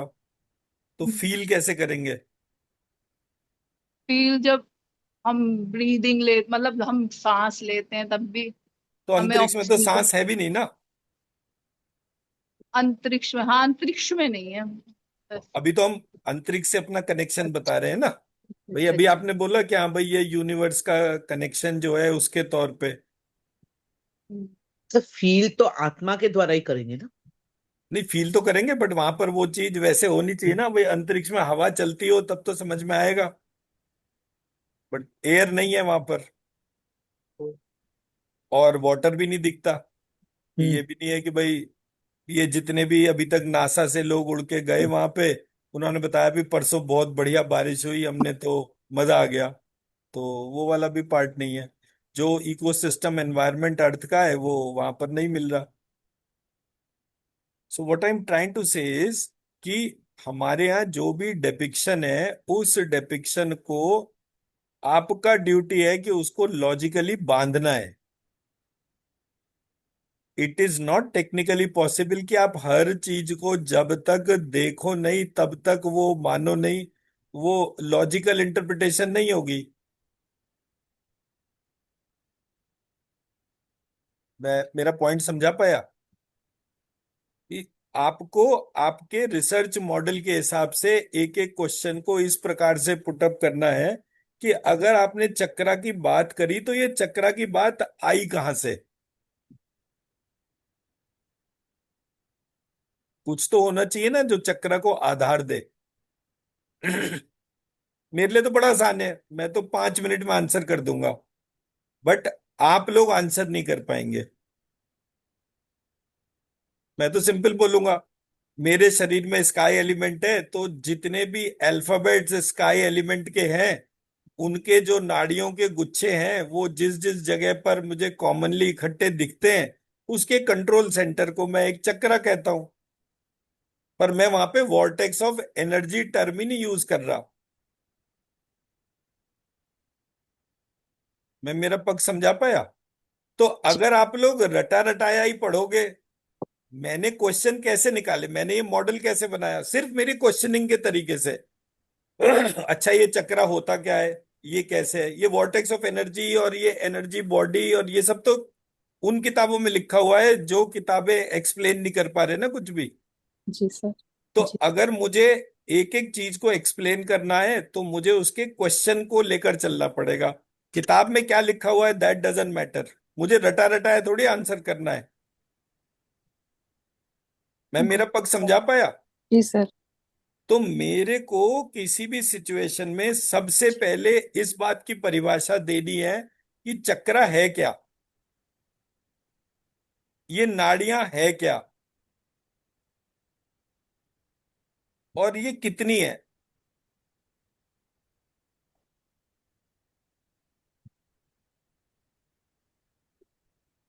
जी रागनी मैडम बताइए। सर आप ही बता दें प्लीज। ये क्या बात है, मतलब आप सबसे ज्यादा क्वेश्चन पूछते हैं, तो मैं मतलब उम्मीद करता हूँ ना कि हाँ भाई क्लास में जो है अब रागनी मैडम कोई क्वेश्चन का आंसर डाल देंगी फटाफट। सर आप जब ये कहते हैं ना कि मैं अपनी बात समझा पाया, तो मैं अपने मन में कहती हूँ आप तो समझा पाए लेकिन मेरे ऊपर से निकल गई।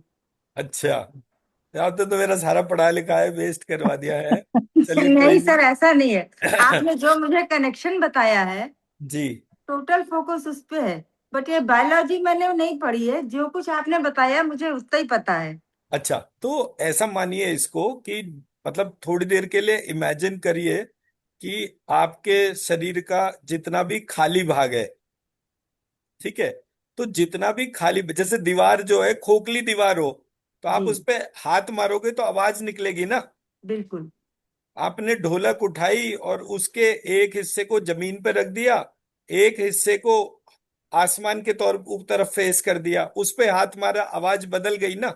जी आपने वो ढोलक दोनों तरफ से, मतलब जो बीच का बेस है उसको बीच में रख के और फिर हाथ मारा, तो आवाज फिर बदल गई।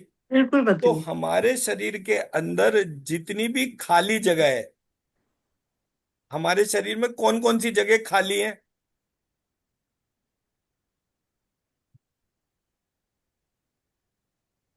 सर मेरा तो दिमाग ही खाली है। नहीं, ऐसे नहीं होता ना, क्वेश्चन आंसर ऐसे नहीं चलेगा। आपके जो वेन्स होती हैं, जी वो वेन्स में फ्लूइड फ्लो करता है कॉन्टिन्यूसली, तो इसका मतलब वो खाली है। बस उसमें तो जितनी भी जितनी भी नसें हैं हमारी, नसें जो हैं वो स्काई एलिमेंट के तौर पर हो गया, उसको जो स्किन है उस नस की, वो एयर एलिमेंट हो गया, तभी तो स्किन एयर एलिमेंट से कनेक्ट हुआ। आपकी जो हड्डियां हो गई, वो हड्डियां भी तो पोली होती हैं। हाँ जी तो जितना भी खाली हिस्सा होगा, उसमें जब आप कोई भी चीज चलाएंगे, अब क्या क्या चला रहे हैं आप, एयर, फायर, वाटर, अर्थ, ऐसे करके चला रहे हैं ना उसके अंदर, तो जी जो सर। खाली हिस्सा है उसमें आवाज होगी। हम्म। खाली हिस्से में तो आवाज होगी। आपकी दीवार जो है, पीछे हाथ करा, ये जी दीवार सर। पूरी भरी हुई है, इसमें प्रॉपर मसाला लगा हुआ है, आपने हाथ मारा, कोई वैसी आवाज नहीं हुई। बट अगर इसके पीछे खाली जगह होगी, दो ईंटों के बीच में खाली जगह होगी, आप उस पे हाथ मारेंगे तो आवाज निकलेगी ना। जी तो ये हमारे शरीर के अंदर जितने भी खाली हिस्से हैं, उससे आवाज का संबंध आइडेंटिफाई हुआ। सबसे पहले स्काई से, एलिमेंट से साउंड की प्रॉपर्टी पता चली। अब जब मुझे वो साउंड की प्रॉपर्टी पता चली, तो मैंने अपना हाथ उठाया और अंगूठे के नीचे अपनी नाड़ी के ऊपर रखा, और वो फड़क रही थी। जी नाड़ी तो फड़कती है। ठीक है, तो नाड़ी चल रही थी, उसकी आवाज आ रही थी, छूने से वो वाइब्रेशन पता चल रहा था। फिर आपने वो डॉक्टर से पूछा, उसने स्टेथोस्कोप उठाया और हार्ट के ऊपर रख दिया, वो हार्ट में भी आवाज आ रही थी। अब अकेले एक नाड़ी में वाइब्रेशन नहीं था, सब में वाइब्रेशन था, बट वो इतना सूक्ष्म था कि हमारे कान उसको नहीं सुन सकते।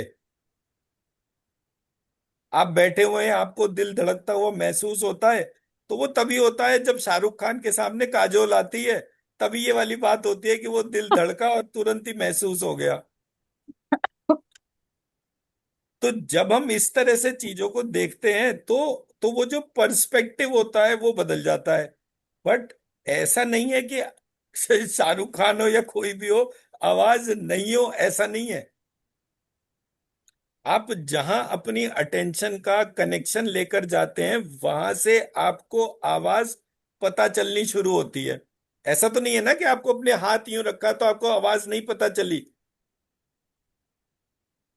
सर जब पता चलती है, इसी से जब तो आप बीप, मतलब उसकी आवाज जो है, आप स्टेथोस्कोप ले लीजिए ना, बड़ा सिंपल सिंपल सा पार्ट है। आपने स्टेथोस्कोप लिया, हार्ट पे रखा, उसे कान पे लगा लिया, दिल की धड़कन सुनाई देती है ना।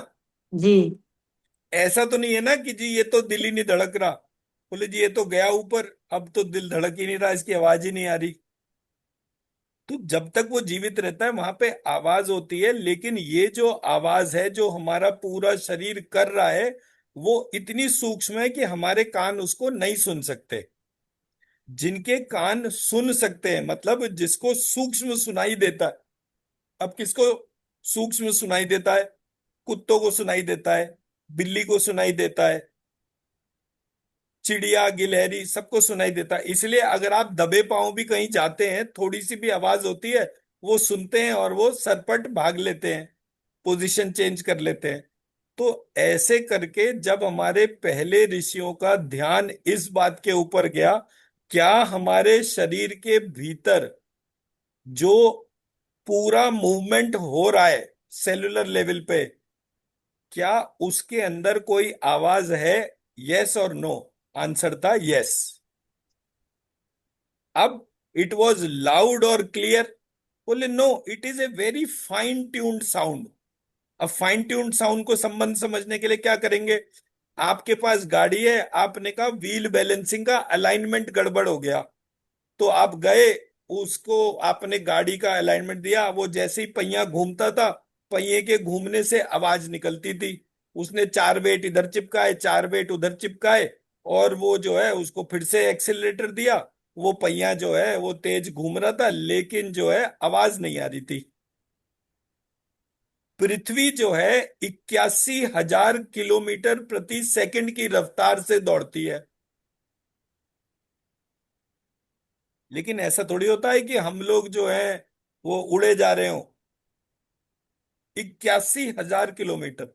सो मेरा कहने का पॉइंट ये है, it is A design created in a manner so that कि हमें वो स्पीड इतनी ज्यादा हो कि हमारे को उस चीज की नेचुरल ईयर्स में आवाज नहीं आ रही, बट आवाज थी। जिन ऋषि मुनियों ने प्रैक्टिस करी सूक्ष्म चिंतन करने की, सूक्ष्म को महसूस करने की, उन सबको वो आवाज सुनाई दी। जब उन्हें वो आवाज सुनाई दी, तो उन्हें डिजाइन की तरफ देखना शुरू करा कि ये आवाज किस प्रकार से बंधी हुई है। कितनी बार ऐसा होता है कि हमें बाहर जाके पता चलता है बारिश हो रही है, पता ही नहीं चला बारिश हो रही थी, इतनी धीमे धीमे पानी के साथ, हवा के साथ पानी गिर रहा था। कितने टाइम ऐसा होता है कि हवा इतनी, मतलब हवा चल रही होती है, पत्तों की तरफ देखो, पेड़ के टॉप में जो पत्ते हैं उनकी तरफ देखिए तो वो हिलते हुए दिखते हैं, तो पता चलता है हवा तो चल रही है बट आवाज नहीं है।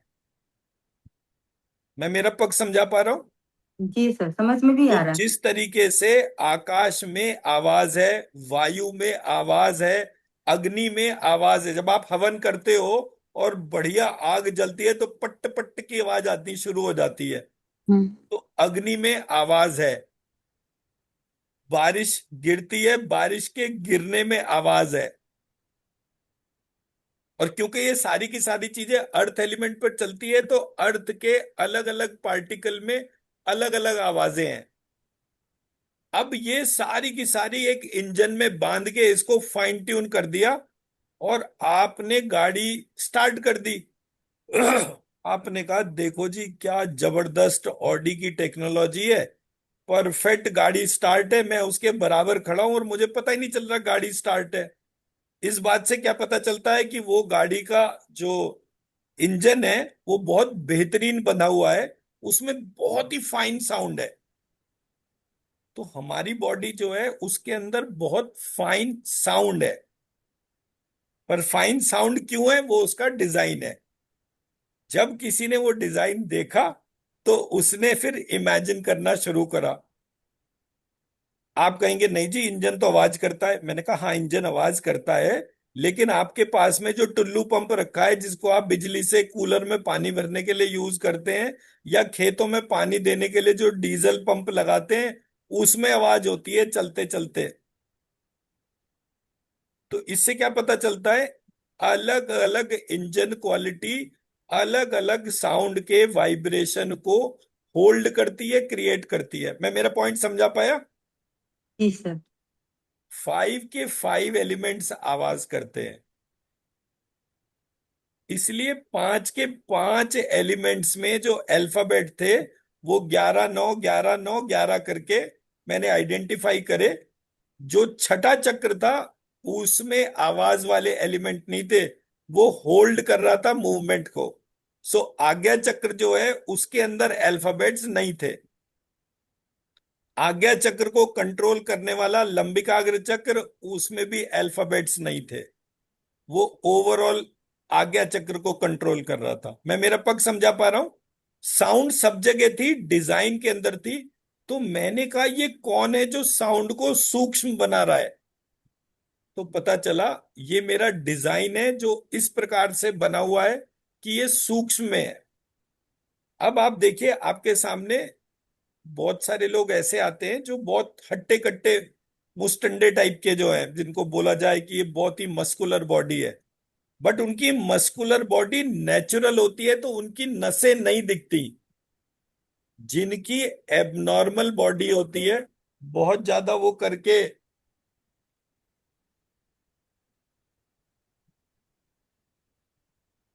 बहुत ज्यादा करके जब आप उस आवाज को, उसके स्ट्रक्चर को आइडेंटिफाई करते हैं, तब वो सारी आवाजें जो स्काई एलिमेंट्स में आ रही हैं उनको इकट्ठा कर लिया, वो सारी आवाजें जो एयर एलिमेंट में आ रही हैं उनको इकट्ठा करा। अब ये इकट्ठा करने का मतलब ऐसा तो है नहीं कि 1 किलो चावल 1 किलो गेहूं और इन सबको तोलना शुरू कर दिया।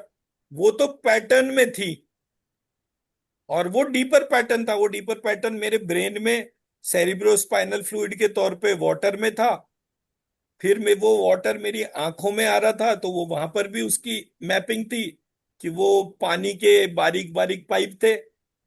अब जब आप डेंटिस्ट के यहाँ तो गए होंगे जी एक एक बार, तो सबने डेंटिस्ट के यहाँ जाकर देख लिया होगा। बिल्कुल।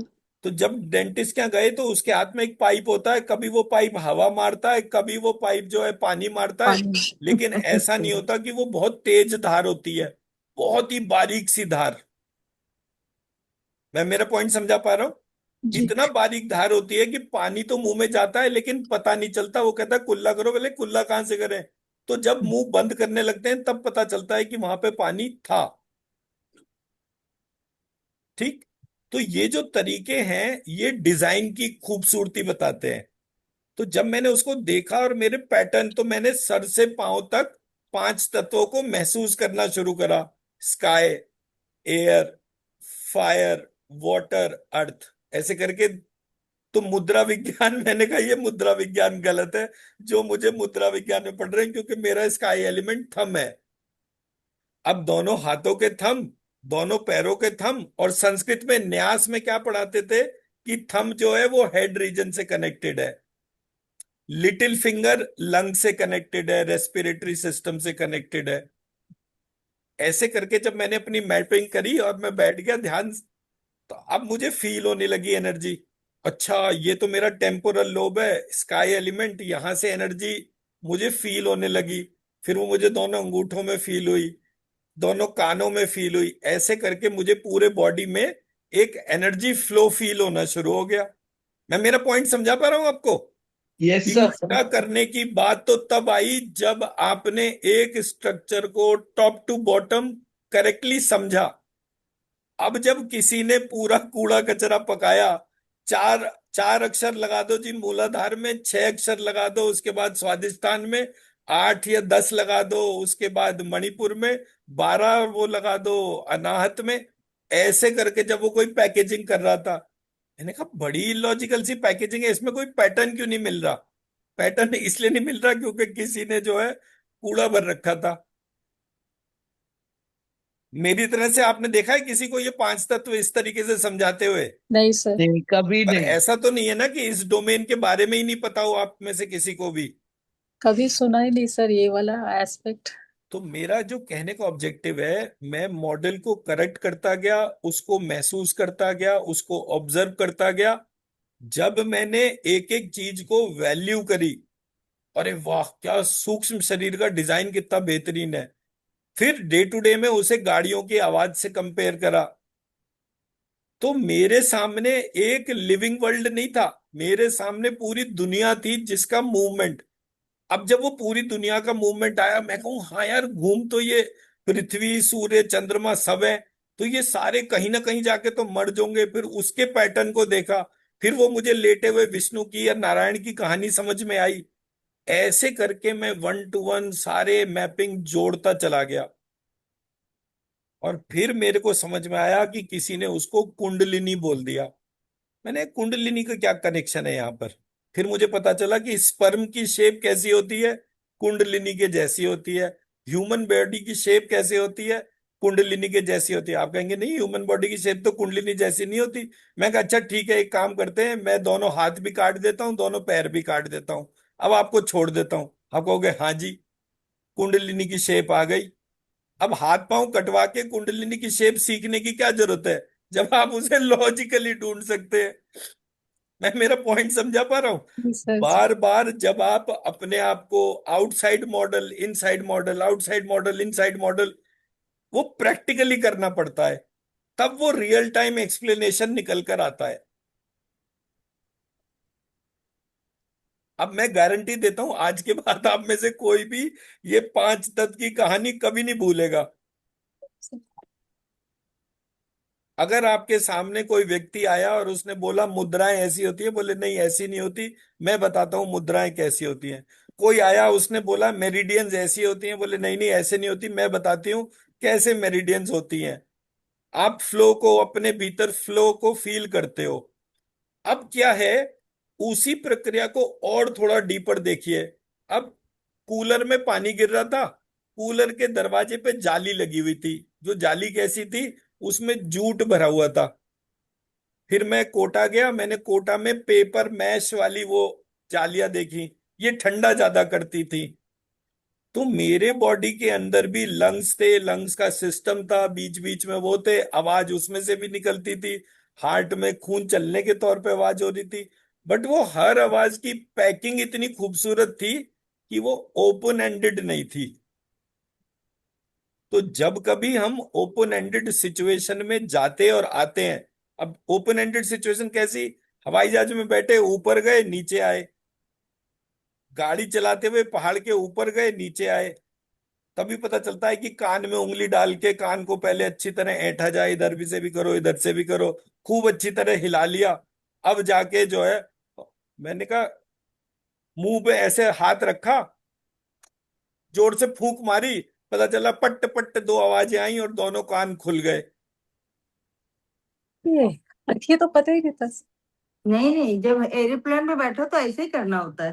सर ये तो बहुत सही। जब सर मुझे हमेशा कान में दर्द होता है तो फिर मैं करूंगी ये। एंड सबसे मजे की बात ये थी कि मैंने जब किसी से पूछ रहा था डॉक्टर से, मैंने कहा कि अब कान में जो है ये प्रॉब्लम होती है, मैं एक काम करता हूँ हवाई जहाज में बैठने से पहले रुई ठूस लेता हूँ अच्छी तरीके से। उसने कहा रुई ठूसोगे तो कान जल्दी खराब हो जाएंगे। सर पहले दी जाती थी एरोप्लेन में, रुई दी जाती थी, चिंगम दिया जाता था कि आप चबाते रहिए। ठीक है ना? तो अब क्या हुआ, प्रॉब्लम क्यों ये, मतलब इतने ऑब्जर्वेशन करने की जरूरत क्यों थी? इतने ऑब्जर्वेशन की जरूरत इसलिए थी क्योंकि मेरे पास टाइनेटस के पेशेंट्स आने लगे। मैं कहूँ यार बार बार इसके कान में जो है प्रॉब्लम क्यों हो रही है? ए बिहेवियरल एटीट्यूड, मुझे सुनना ही नहीं है। तो जब मैं कानों का प्रयोग नहीं कर रहा तो कान कहता है जा मैं भी नहीं सुनता तेरी, आज से टाइनेटस की रोग हो गया, बिहेवियर पैटर्न की मैपिंग हो गई। पॉइंट नंबर 2, आपने एक ऐसे मैकेनिज्म में गए जिसमें बार बार कानों का पर्दा जो है वो खुलना बंद होना, उस पे एफर्ट हो रहा था। तो मैंने देखा कि टाइनेटस जो जिन लोगों को होता है उनका पैटर्न क्या था, उनके पैटर्न में कहीं ना कहीं सेंसिटिविटी टुवर्ड्स बार बार हवाई जहाज में बैठने से जो जनरेट हो रही थी, मैप हो गया।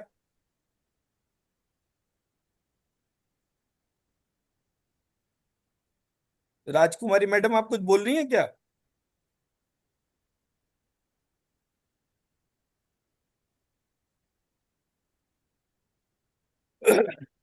तो जब मैंने ये पूरे पूरे प्रोसेस को देखा तब मुझे ये कहानी समझ में आई, and thus I was able to connect everything.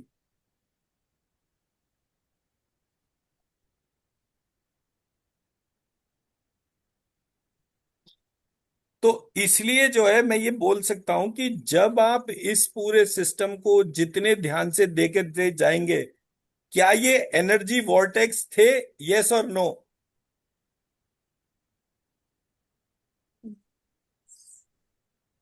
It has nothing to do with energy vortex, it was a design, वो मूवमेंट था। अब जब आप इसी पूरे प्रोसेस को फिजिक्स के तौर पे पढ़ते हैं तो आपको पता चलता है कि आप जब फोर्स की बात करते हो तो फोर्स कब आता है, जब आप एक कांस्टेंट मूविंग बॉडी को टच करके रोकने का प्रयास करते हो या एक कांस्टेंट स्टेशनरी बॉडी को चलाने का प्रयास करते हो, तब फोर्स अप्लाई होता है। Which makes lot of sense कि एक बॉडी का एक डिजाइन है जो चल रहा है, डिजाइन इवॉल्व हो रहा है और वो उसके जो मूवमेंट्स हैं वो बहुत ब्यूटीफुली कनेक्ट हो रहे हैं। अब जब मुझे मेरे अंदर के डिजाइन दिखने लगे तभी मुझे मेरे शरीर के बाहर के डिजाइन दिखने लगे। कि नारायण कोई मेरे सामने थोड़ी बैठा हुआ था, कि Narayan is my imagination. But वो इमेजिनेशन वैलिडेट कैसे हुई, जब मैंने वो पूरे का मॉडल बनाया तो मैंने क्या बोलना शुरू करा, I am the model of the universe.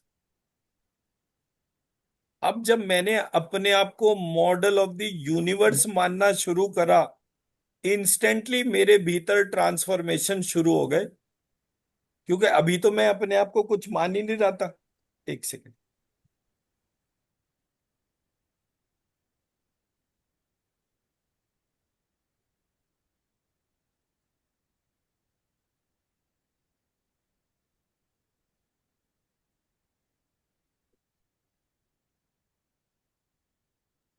तो जब मैंने इस प्रकार से वो एक एक स्ट्रक्चर को देखा, जो स्क्रिप्चर्स थे उनको पढ़ा, फिर उसको मैप करके देखता, तब मुझे पता चला कि हर एलिमेंट जो है उसका अपना एनर्जी बॉडी है। उसका अपना एनर्जी बॉडी क्यों है, क्योंकि हमारा टोटल डिजाइन 3 पैरामीटर्स पे बना हुआ है, सत रज और तम। सत मतलब इंफॉर्मेशन, रज मतलब एनर्जी, तम मतलब मैटर। तम टर्म यूज होती है अंधकार के लिए। अंधकार कहां पर है, मैटर के अंदर अंधकार है। So kindly repeat. Sat information. Sat. जो भी पार्टिकल यूनिवर्स में एग्जिस्ट करता है उसके अंदर 3 प्रॉपर्टीज को ऑब्जर्व करा गया। वो 3 प्रॉपर्टीज थी सत रज और तम। Every particle was uniquely designed in that manner. सत रज तम। सत मतलब इंफॉर्मेशन, यानी जो पार्टिकल है वो लिविंग या नॉन लिविंग कोई सा भी हो सकता है, बट वो लिविंग है कि नॉन लिविंग है, मूविंग है कि स्टेशनरी है, ये क्या हो गई, इंफॉर्मेशन।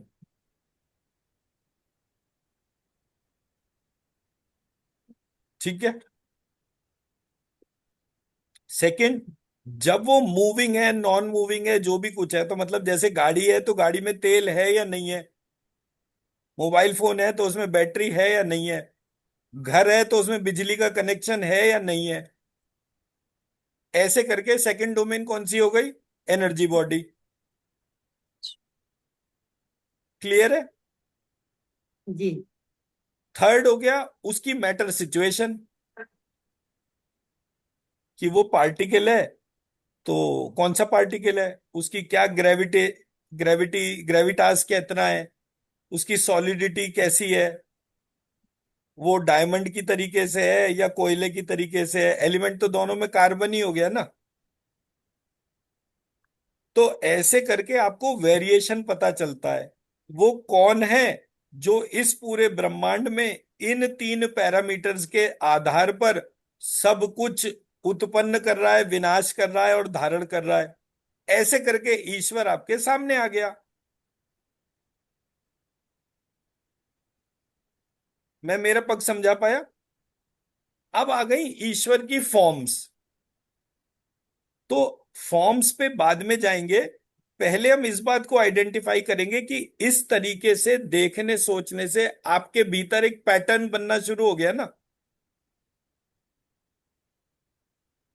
तो जब वो पैटर्न आपके भीतर बनना शुरू हो गया, तब आपको डीपर कॉन्शियसनेस में हर चीज में वो पैटर्न दिखना शुरू हो गया। तब आपने कॉन्सेप्ट दिया कण कण में भगवान। तो वहां पे भगवान टर्म नहीं आएगी, ईश्वर आएगा। अब अगर वो हर कण के अंदर है तो उसकी कोई ना कोई भाषा होगी, उसकी कोई ना कोई शेप होगी। अगर वो हर कण में है तो, अगर पूरी यूनिवर्स है तो वो यूनिवर्स की भी कोई ना कोई शेप होगी। वो ट्रायंगल होगा, स्फेरिकल होगा, कैसा होगा, कुछ तो होगा ही। पर क्योंकि मैंने ये बोला कि I am the model of the universe, तो मेरे भीतर ये थॉट आया कि ओहो, since I am the model of the universe, ये पूरी ब्रह्मांड की शेप कैसे होगी? बोले भाई लेटे हुए विष्णु की होगी। पर वो विष्णु 2 हाथों वाला होगा, 4 हाथों वाला होगा, सहस्त्र भुजाओं वाला होगा? इस पे कोई, इस पे डिबेट्स थी, इस पे आंसर नहीं था। मैं मेरा पक्ष समझा पाया? जी सर। तो ऐसे करके जब मैंने एक एक चीज को देखा और ईश्वर से अपने चिंतन को देखा, तो मैंने कहा हाँ, it makes lot of sense. मैं हूं तो मम्मी है। अगर मैं ही नहीं होता तो मम्मी कैसे होती? अब मेरे होने पर ही तो वो माँ हुई ना, जी। वरना तो वो कुंवारी कन्या थी। मैं हो गया तभी तो माँ बनी ना। तो मेरे होने से वो माँ है। तो जब मैंने देखा, जाना, किसको जाना, उसके अंदर रह के उसको देखने के ऊपर काम करा। ऐसे करने पर मेरे को फिनोमिनल कनेक्शंस पता चलने शुरू हुए। And that's what is the model of consciousness, जिसको कहा जाता है, मतलब consciousness is a wrong term, but आप अपने स्पिरिचुअल जर्नी को इस तरह से ऑब्जर्व करते हैं, इस तरह से देखते हैं, इस तरह से कंट्रोल करते हैं। तो जब आपने एक पर्टिकुलर पार्टिकल को देखा, उस पार्टिकल के पैटर्न को देखा, उस पैटर्न से उसकी प्रॉपर्टीज का कनेक्शन आइडेंटिफाई करा, उसके एक्शंस को देखा, ऐसे करके पता चला आपका आयुर्वेद बना। फिर उसके एप्लीकेशंस के तौर पे तो बोले जी ये ऐसे करके आपका होम्योपैथी बन गया। फिर उसके डिफरेंट एप्लीकेशन के तौर पे आपका यूनानी बन गया। फिर उसमें से मटेरियल हटा दिया, सिर्फ एनर्जी के तौर पे और उसके ट्रांसफॉर्मेशन पे चले गए, तो पता चला मंत्र चिकित्सा बन गया। तो हर पद्धति का पैटर्न धीरे धीरे धीरे धीरे धीरे आपके सामने आता चला जाता है। आपका नॉमेनक्लेचर जो है वो उसको आपके भीतर ग्रो होने से रोक रहा है। आप अपने नॉमेनक्लेचर को जितना एक्टिवली टच करेंगे वो उतना फिनोमिनल हो जाएगा। अब रागनी मैडम फिर मतलब से कह देंगी कि ये जो है ये ऊपर से निकल रहा है, आप बाउंसर सर, पे बाउंसर फेंके जा रहे हो। सर मैं एक बात कहना चाहती हूँ। जी। ये जितनी चीजें हैं हम लोग सब महसूस करते हैं, हम्म। बट इतने तरीके से अंदर जा करके घुस करके उसको डिफाइन करना, उसके बाद में समझाना, ये चीज यूनिक है। और ये आप ही कर सकते हैं सर। मैडम मैं तो खाली बैठा हुआ था ना, मैं कहता रहा हूँ मेरा कोई काम धंधा नहीं चल रहा था। और यहाँ बराबर फर्क काम सिर्फ धंधा इतना रहता था, है। देखिए मैं मेरे में और किसी भी दूसरे व्यक्ति में क्या है, जब परेशानी आती है तो मैं भगवान का नाम लेता ही नहीं। जब मैं खुश होता हूँ, समृद्ध होता हूँ, तब मैं भंडारे भी करूंगा, सब कुछ करूंगा। मैं परेशानी में भगवान का नाम नहीं लेता। अब मेरे ऊपर परेशानी आ गई, पैसे मेरे को चाहिए, मान लीजिए 2 लाख रुपए, और मेरे पास में है सिर्फ 10,000 रुपए। अब मेरे पास कोई तरीका नहीं है कि मैं वो 1,90,000 रुपए कैसे भी करके इकट्ठे करूं। जब मैं कर ही नहीं सकता तो मैं क्यों उसमें सर मारूं। मैंने उसे छोड़ा, किताब उठाई, पढ़ने बैठ गया। किताब पढ़ते पढ़ते नींद आ गई, आज का टारगेट पूरा हो गया, कल सुबह की कल सुबह देखेंगे। ऐसे करते करते जीवन में 14 साल निकल गए। बट मुझे लगा कि मैं अगर 100 बीमारियां अपने चिंतन से अपने अंदर ले आता, राइट। उससे फायदा क्या होता। मैं मेरा पक्ष समझा पाया? जी। तो इसलिए कह रहा हूं, ऐसा नहीं कि मेरी लाइफ में प्रॉब्लम है। मैं पहले भी बोला है मैंने कि मतलब जब ये हुआ है कि अरे इनके फादर को तो खुद कैंसर से डेथ हुई, 1 महीने में चले गए, इन्होंने कौन सा कुछ कर लिया, बड़े हीलर बनते घूमते फिरते हैं। पहले अपना ही घर ठीक कर लो फिर दूसरे का करना। मैंने कहा भाई अपना नहीं कर पाया तभी दूसरे का करने जा रहा हूं। अदरवाइज मैं भी डिप्रेशन ले सकता था ना अपने अंदर कि अरे इसने मुझे ऐसा कैसे बोल दिया, और मैं अंदर ही अंदर अपने आप को घोटता रहूं, अपने अंदर बीमारी ले आऊं। मुझे फायदा क्या होगा उससे? मैं मेरा पक्ष समझा पा रहा हूं? जी सर बिल्कुल। तो जब मैंने ये पूरी प्रक्रिया देखी समझी, तभी मुझे ये प्रक्रियाएं जो है इसलिए समझ में आई क्योंकि और कुछ समझने के लिए बुद्धि तैयार ही नहीं थी। सर ये आप पक्की बात है कि मैंने अपने आप को बीमार बनना स्वीकार नहीं करा। मैं पूरे कोविड में वॉक करता रहा, लोगों को मिलता रहा, जिसने हाथ मिलाया उससे हाथ मिलाया, जिसने नमस्ते करी उससे नमस्ते करी। बट ये स्वीकार नहीं करा कि मैं घर में बैठे बैठे इस भय से कि मुझे कोविड हो जाएगा, मैं घर में अंदर घुट के मर जाऊं। वो स्वभाव नहीं था उसमें। वो मेरठ की भूमि को प्रणाम है कि हाँ भाई यहाँ पर जो है वो लड़ने भिड़ने वाले लोग हैं, तो इसलिए हम सरेंडर तो नहीं करेंगे। सर मैंने जो किया कोविड में वो मैं आपसे शेयर करना चाहती हूँ। जी बताइए। ये सारा कुछ बंद था। मैंने मतलब ट्रांसपोर्टें सारी बंद थी। मैंने बच्चों से ये कहा देखो जो जरूरत का सामान है वो तो जाना ही चाहिए किसी भी तरीके से, और हमने उस पे आवश्यक सामग्री करके अपना काम शुरू रखा। मैंने कभी ऐसा नहीं हुआ हमारी 4 की जगह चाहे 2 ट्रकें लदे, 25 की जगह 5 लदे, लेकिन हमने ट्रकें जारी रखी, अपना काम जारी रखा, डर के घर में नहीं बैठे। बहुत बढ़िया।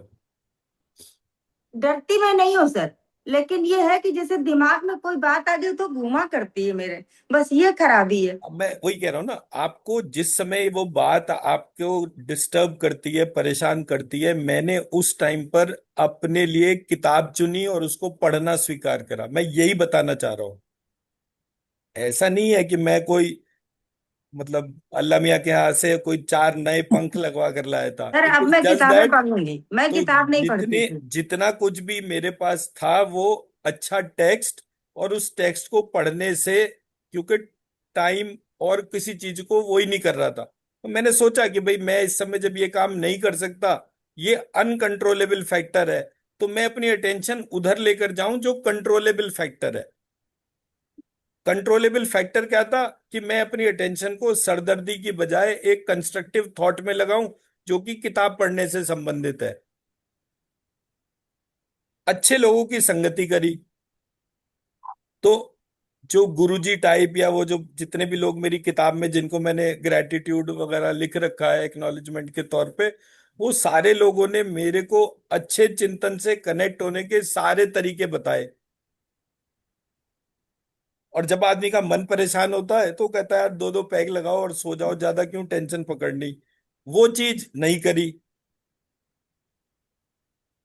क्योंकि एक गलत स्टेप लेते उसके बाद कंटिन्यूटी ऑफ गलत स्टेप होता, और फिर वो कॉन्टिन्यूम जो है वो चलता ही चला जाता, फिर परेशानी आती है उस तरीके से। इसलिए मैंने बोला कि जो व्यक्ति का सबसे अच्छा फ्रेंड मेरे बुरे वक्त में रहा वो मेरी किताबें रहीं।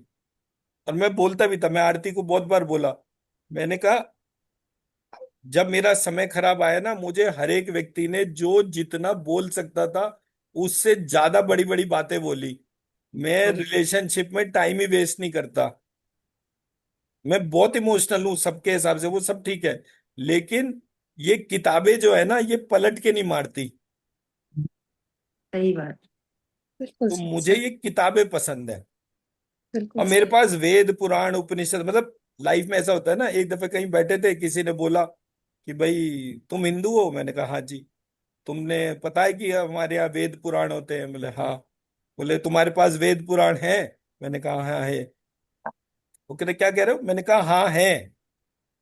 मैंने कहा वेद पुराण उपनिषद तंत्र क्या पूछना है आपको, पूछो, मेरे पास सारी किताबें हैं। बोला भाई आज तक ये सवाल कितने लोगों से करा, पर कोई ऐसा नहीं मिला कि जिसके पास ये किताबें हो। तो मेरा मतलब ये कि मैं तो किताबें आ रही थी, पढ़ रहा था, जितना समझ में आया एक बार में पढ़ लिया, नहीं समझ में आया दूसरी बार पढ़ लिया। ये तंत्र राजतंत्र मैंने शायद 11 बार पढ़ा, तब जाके शायद 5-7% समझ में आया। बट ऐसा नहीं है कि मुझे अगर कोई चीज समझ में नहीं आई तो मैं उसको छोड़ दूं, ये वाला पार्ट नहीं था। छोड़ के नहीं बैठा। इंग्लिश ऑथर नहीं उठाया, ये कसम ले रखी थी मैंने, किसी भी सिचुएशन में इंग्लिश ऑथर नहीं पढ़ूंगा। किताब देखी खोलकर, उसका ब्राउज करा, अच्छा इसमें ये लिखा हुआ है, ठीक है, एक तरफ रख दिया। इंग्लिश ऑथर नहीं पढ़ूंगा, ये नियम था मेरा। पहले अपना टेक्स्ट पढ़ूंगा, तब किसी दूसरे की बात को देखूंगा समझूंगा। ये नहीं कि मैं ब्लाइंडली वो करूं जिसकी वजह से मेरा रास्ता ही भटक जाए।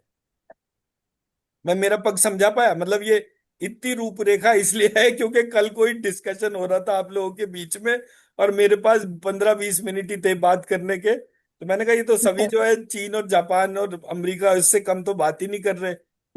तो इसलिए ये रूपरेखा डाली कि जो चीज कोई नहीं बता सकता वो मैं कभी भी बता दूंगा, उसमें कोई दिक्कत नहीं। पर मैं इसलिए बता पाऊंगा क्योंकि मैंने मेरे धर्म ग्रंथ पढ़े। मेरे जो गुरुजन थे वो इतने एक्सेप्शनली इंटेलिजेंट थे कि उन्होंने अपना चिंतन मेरे साथ में कनेक्ट करा। मेरी जो आदतें थी, वो आदतों में कभी भी जो है वो मतलब नॉनवेज वगैरह ये सब नहीं गया। तो मैं उस पूरे बुरे वक्त को अलग तरह से काट पाया। मेरा ये पॉइंट है कहने का। ठीक है जी, 12:48 हो गए। जी निर्मल मैडम बताइए। नमस्कार सर जी। हाँ जी मैडम। सर आपका तो ज्ञान सुनने से मेरे तो ऐसे लगता है कान तृप्त कभी नहीं होंगे। मेरे को अच्छा। तो बहुत ही अच्छा लगता है। इतना मजा आता है कि पता ही नहीं, क्या समझ में नहीं आपके पास ये कैसे आया, कहाँ से आया सर। मुझे एक तो आपका डेट ऑफ बर्थ दे दो प्लीज। अट्ठारह क्या फिर? ग्यारह 1972। 18/11/1972। टाइम सुबह क्या छह है? बज के बारह मिनट सुबह के? सुबह के 6:12 मेरठ का ओके। जन्म। Hi thank you sir. मैं ना आपका जरूर देखो, मैं रोज सोचती हूँ सर के अंदर क्या फिट है। माय गॉड, सर भी हिम्मत नहीं कर पाती थी पूछने की। चलो कोई नहीं जी। नल्ली मैडम बताइए। Thank you so much sir. Sir match making के लिए हमें वो करनी चाहिए क्या? मैच मेकिंग अगर मेरे बेटे के लिए कुंडलीज आ रही हैं कि मंगलिक नॉन मंगलिक देखूं या ना मैडम देखूं? हमारे गुरुजी कहते थे जब लड़की 27 साल की हो जाए हाँ हाँ। तो जन्म पत्री देखना बंद कर देना चाहिए। और ओके। जब 32 साल की हो जाए हाँ हाँ। तो जैसा भी लड़का मिले बा आंख बंद करके उसको उसके ले गुण लेना। दोष नहीं नापने चाहिए।